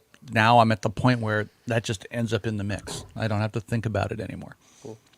And playing live, I know you don't do it a lot, but playing live is it's the greatest tutor. Yeah. It's the greatest thing you can do. It's and it's a challenge. It's a challenge, but it's a really good one if you can. Yeah. I mean, and that's why I started doing hardware jams a year ago. Yeah. Because I wanted to actually make some music of some sort. Because for the I don't think any other piece I ever composed, like Kent in the CS8, it was a 45-second thing because we have to do auditions for every Yamaha patch, or whatever. Yeah. I did loads of those for these, for all the indie stuff. Lots and lots of patches and auditions for those and beats and things. God, yeah. Yeah, that was always interesting. So Henrik, Yeah. please enlighten us. Yeah. My teachers, I was, I wanted a piano or keyboard of some kind, and my parents got me an accordion. Close. No, not. So when was your first instrument? My first instrument was a melodica. It was okay. Or was it a xylophone, a small one? I can't remember. The first lessons I had was with the accordion, and it was 2 times. First time I was told to play "Are You Lonesome Tonight," and I got the sheets for it, and I understood how to read the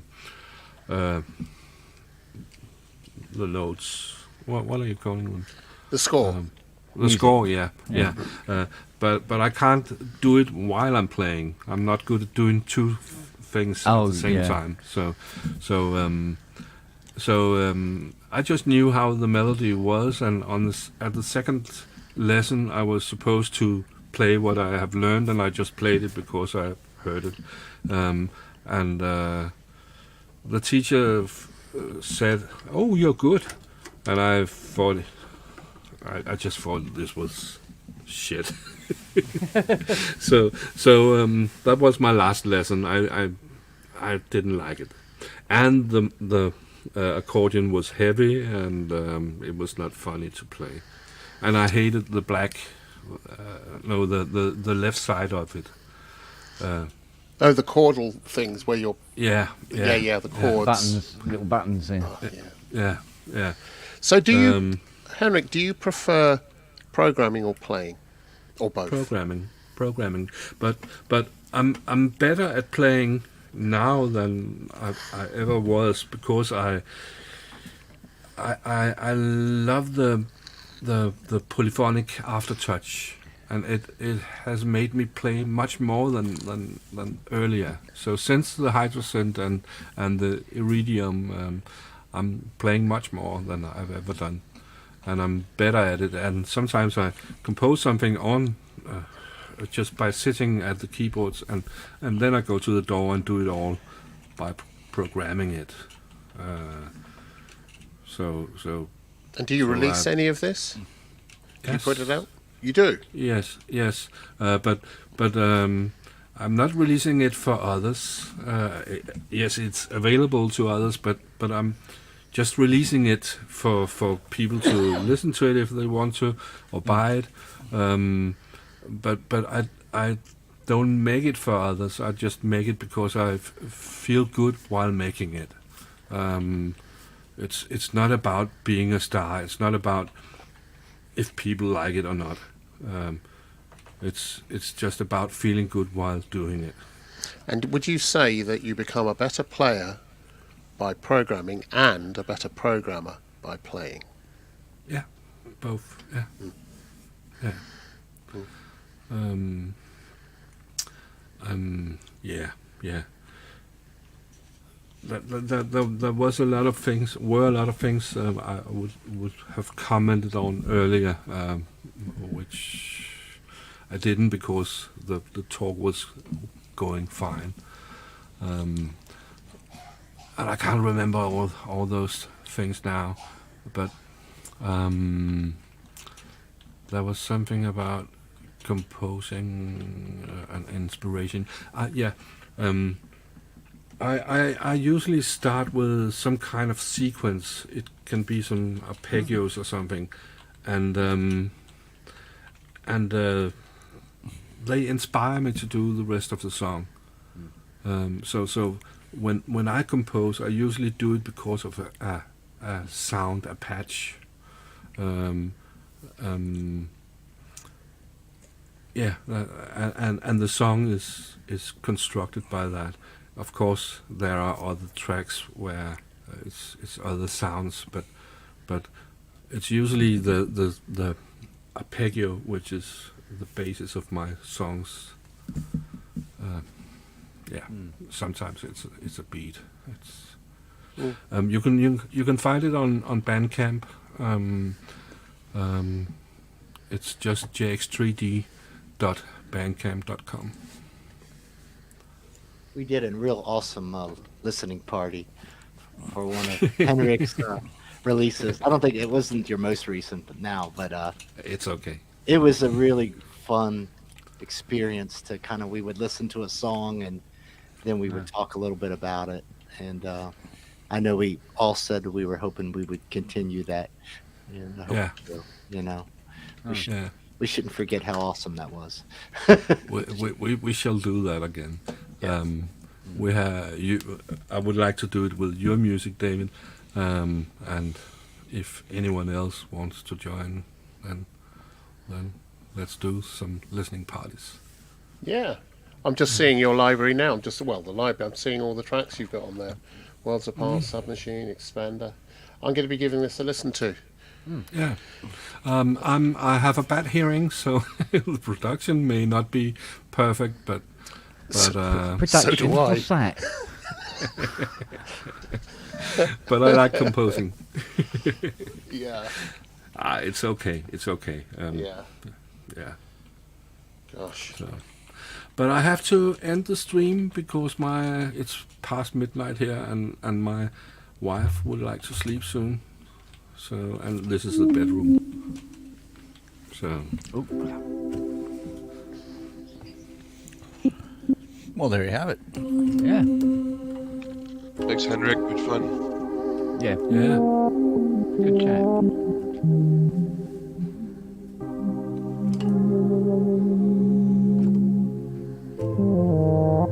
What's this? The end titles. There we go. Right. Okay. Thank you, Henrik. But thank you all. I know we changed subject or topic, but I love what I think we we've run out of changed to. ghosts. That's all. Yeah. Was there a There you go. topic? Shit. That was the ghost. That was the ghost in the machine. Yeah, exactly. Changed Exactly. topic.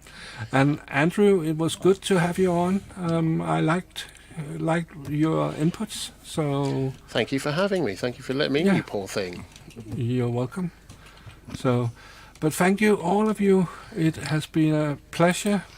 I just have to check here. Yeah, Manny is still eating. No, I'm He didn't bring enough for everybody, though, did okay. he? No, he did not. So thank you all for being here. Okay. Good night, everybody. Yeah, good night. Good night. everyone. Stay Great classy. to see you all. Yeah. Bye bye. God bless. Bye.